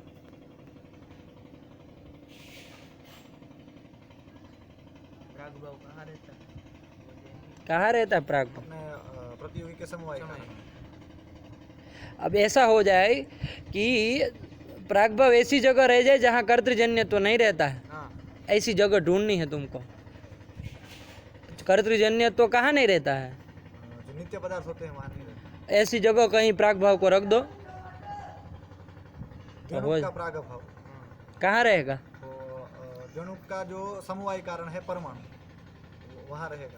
परमाणु में रहेगा, परमाणु नित्य, वहाँ कर्तृजन्य तो नहीं रहता। तो यत्र यत्र प्राग भाव स्वरूपेण तत्र तत्र कर्तृजन्य तम ऐसी नहीं बन पाएगी व्याप्ति। आया कि नहीं है? तो ऐसे तो नहीं बनेगी। तो प्राग भाव को हेतु बनाने से कैसे काम चलेगा? तो प्राग भाव को हेतु बनाएंगे लेकिन स्वरूप संबंध नहीं, स्वरूप संबंध से बनाए तब ये दिक्कत न हो। प्राग भाव को वो बनाएंगे प्रतियोगित्व संबंध है ना, क्या करेंगे? प्रतियोगित्व संबंध है ना प्राग भाव। प्राग भाव प्रतियोगित्व संबंध है ना कहाँ जाएगा? अपने प्रतियोगी। प्राग भाव प्रतियोगित्व संबंध है ना कहाँ जाएगा? अरे घट जो है वो अधिकरणता संबंध है ना कहाँ जाएगा? घट में, भूतल में, तुम्हारे भूतल में, क्या तरीका? अरे अपने अधिकरण में जाएगा ना घट, जो अधिकरणता संबंध है ना कहाँ जाएगा? भूतल में। उसी तरह प्राग भाव प्रतियोगिता संबंध है ना कहाँ जाएगा? अपने प्रतियोगी। प्रतियोगी में जाएगा ना। तो प्राग भाव प्रतियोगिता संबंध है ना जाएगा, तो प्राग भाव यत्र यत्र प्रतियोगिता संबंध है ना प्राग भाव तत्र तत्र। कर्तृजन्यत्वम। अब क्या दिक्कत है बताओ? अब परमाणु में तो प्राग भाव प्रतियोगिता संबंध नहीं जाता है, क्योंकि प्राग भाव का प्रतियोगी कभी परमाणु होता है? नहीं। तो नहीं जाएगा। आया कि नहीं? प्राग भाव का प्रतियोगी कौन होता है? हमेशा कार्य जन्य पदार्थ ही होता है कि नहीं होता? तो प्रतियोगिता संबंध है ना प्राग भाव जहाँ जहाँ रहेगा वहाँ वहाँ कर्तृजन्य तो रहेगा। कोई दिक्कत नहीं ना है? तो बस यही प्राग भाव को हेतु बना लेंगे प्रतियोगिता से। चालाकी क्या की देखो इसने, प्राग भाव प्रतियोगित्व को हेतु बना रहे थे तो पक्षतावच्छेदक के साथ ऐक्य आ रहा था, कार्यता भी स्वरूप संबंध रूप, प्रतियोगिता भी स्वरूप संबंध रूप ऐक्य आ रहा था। दोनों धर्मी व्यक्ति के रूप पढ़ते हैं तो ऐक्य की आपत्ति थी, पक्षतावच्छेदक हेतु हो ऐक्य परिहार, ये समस्या थी। इसका उत्तर दे दिया कि भाई प्राग भाव प्रतियोगित्व को हेतु ही न बनाए, प्राग भाव प्रतियोगित्व को हेतु, प्रतियोगित्व संबंध है ना प्राग भाव को हेतु बना ले। बात तो वही है। अरे प्राग भाव प्रतियोगित्व कहाँ रहेगा? प्राग भाव प्रतियोगी में। किस संबंध से? स्वरूप संबंध से। प्राग भाव प्रतियोगित्व कहाँ रहेगा? प्राग भाव प्रतियोगी में रहेगा। प्राग भाव रहे उसी जगह हम प्राग भाव को प्रतियोगिता संबंध है ना हेतु बने। आया कि नहीं? अरे घट संयोग कहाँ है? घट संयोग जैसे यहाँ घट रखा हो भूतल के ऊपर, तो घट संयोग कहाँ है? भूतल पे। संयोग है ना, घट कहाँ है? भूतल में। प्राग भाव प्रतियोगित्व कहाँ है? प्राग भाव प्रतियोगी में। जो कार्य है उसमें। प्रतियोगित्व संबंध है ना प्राग भाव कहाँ है? प्रतियोगी कार्य। बात समझ में आई कि नहीं? यही कर दिया। आया कि नहीं? प्रतियोगित्व संबंध है ना प्राग भाव को ही हेतु बना लिया जाए तो वो कार्य में ही जाने वाला है, प्रतियोगी में मतलब कार्य में जन्य पदार्थ में ही जाने वाला है। स्वरूप संबंध से बनाएंगे तो गड़बड़ हो जाएगी, ध्यान रखना। प्रतियोगित्व संबंध है ना प्राग भाव से हेतुत्व, तो अनुमान का आकर क्या बन जाएगा? कार्यम कर्तृजन्यम प्राग भावात् घटवत्। प्रतियोगित्व संबंध है ना प्राग भाव। तो अब संबंध नहीं बोलते, हेतुतावच्छेदक संबंध ध्यान रखना है। अभी प्रतियोगित्व संबंध है उसको न बोल, स्वरूप मत बोल देना। आया कि नहीं? प्राग भाव प्रतियोगित्व को बोले तो हेतुतावच्छेदक संबंध कौन होगा? प्राग भाव प्रतियोगित्व को हेतु बनाए तो हेतुतावच्छेदक संबंध कौन होगा? स्वरूप संबंध। हेतु जिस संबंध से पक्ष में रहे वो हेतुतावच्छेदक संबंध। तो प्राग भाव प्रतियोगित्व हेतु बनाए तब तो हेतुतावच्छेदक संबंध कौन बनाएंगे? स्वरूप संबंध, क्योंकि कार्य जो पक्ष है उसमें प्राग भाव प्रतियोगित्व स्वरूप ही न रहेगा, तब तो वो क्या रहता? वो स्वरूप संबंध हेतुतावच्छेदक होता। लेकिन अब प्राग भाव को हेतु बनाएंगे तो हेतुतावच्छेदक संबंध कौन रखेंगे? ये अंतर रखना है और कुछ नहीं। तो क्या अनुमान का आकार हो जाएगा? कार्यम कर्तृजन्यम प्राग भावात् घटवत्। ये बना लिया। अब बताओ हेतु क्या है? प्राग भाव। प्राग भाव अभाव रूप पड़ता है। वो जो आपका उधर पक्षतावच्छेदक क्या पड़ रहा है? स्वरूप संबंध विशेष कार्य स्वरूप। पक्षता स्वरूप संबंध विशेष कार्यत्व। हाँ, स्वरूप संबंध विशेष रूप कार्य। पर ये स्वरूप संबंध विशेष स्वरूप जो कार्यत्व है वो कार्यत्व पक्षतावच्छेदक बन रहा है कि नहीं है? वो कार्यत्व तत्त धर्मी व्यक्ति के स्वरूप पड़ता है कि नहीं? अपने आश्रय के स्वरूप पड़ेगा तो वो खटपट आदि स्वरूप क्षिति अंकुर के स्वरूप पड़ जाए, वो तो अभाव है, हेतु अभाव रूप है। तो कोई नहीं ना आया बादशाह, एक की आपत्ति नहीं ना आए, कोई आपत्ति एक की नहीं है, सबसे जड़ मूल से उखाड़ दिया है कि नहीं है? प्राग भाव प्रतियोगित्व को भी हेतु मानने पर भी यदि आप समस्या देते हैं तो प्रतियोगित्व संबंध है ना प्राग भाव हेतु। चलो छोड़, बात खत्म कर। अब कोई झमेला ही नहीं, पक्षता अच्छे देखे हेतु के एक का ये कर दिया जाएगा। चरम उत्तर में यही दे दिया इन्होंने। आया कि नहीं? चलिए अब चलिए रामरुद्री आप लोग लगाइए, देखिए न समझ में आए तो पूछिएगा, ठीक है ना। अभी इतना कर लिए, ये सब कोटियाँ ध्यान रखिए, बहुत अच्छी अच्छी कोटियाँ हैं। आज वो साध्य में नहीं जाना है, ये करके यहीं विचार कर रहे हैं। अभी और बैठे तो और विचार करें, है कि नहीं है। लेकिन अब आप लगा सकते हैं अपने से, और रामरुद्री देखिए लग जाएगा, कोई वो नहीं है। आया कि नहीं आया? चलिए रखा जाए अभी पाठ को। सृष्टो व्यासर्ग रूपा जगदवन विधौ पालनीया च रौद्री संहारे चापि यस्या जगदिदमखिलं क्रीडनं या प्राख्या पश्यन्ति मध्यमाथो तदनु भगवती वैखरी वर्णरूपा शास्मदवाचं प्रसन्ना विधिहरिगिरिशा राधितालङ्करोतु। भगवत्यै नमः, पराम्बिकायै नमः। अस्तु।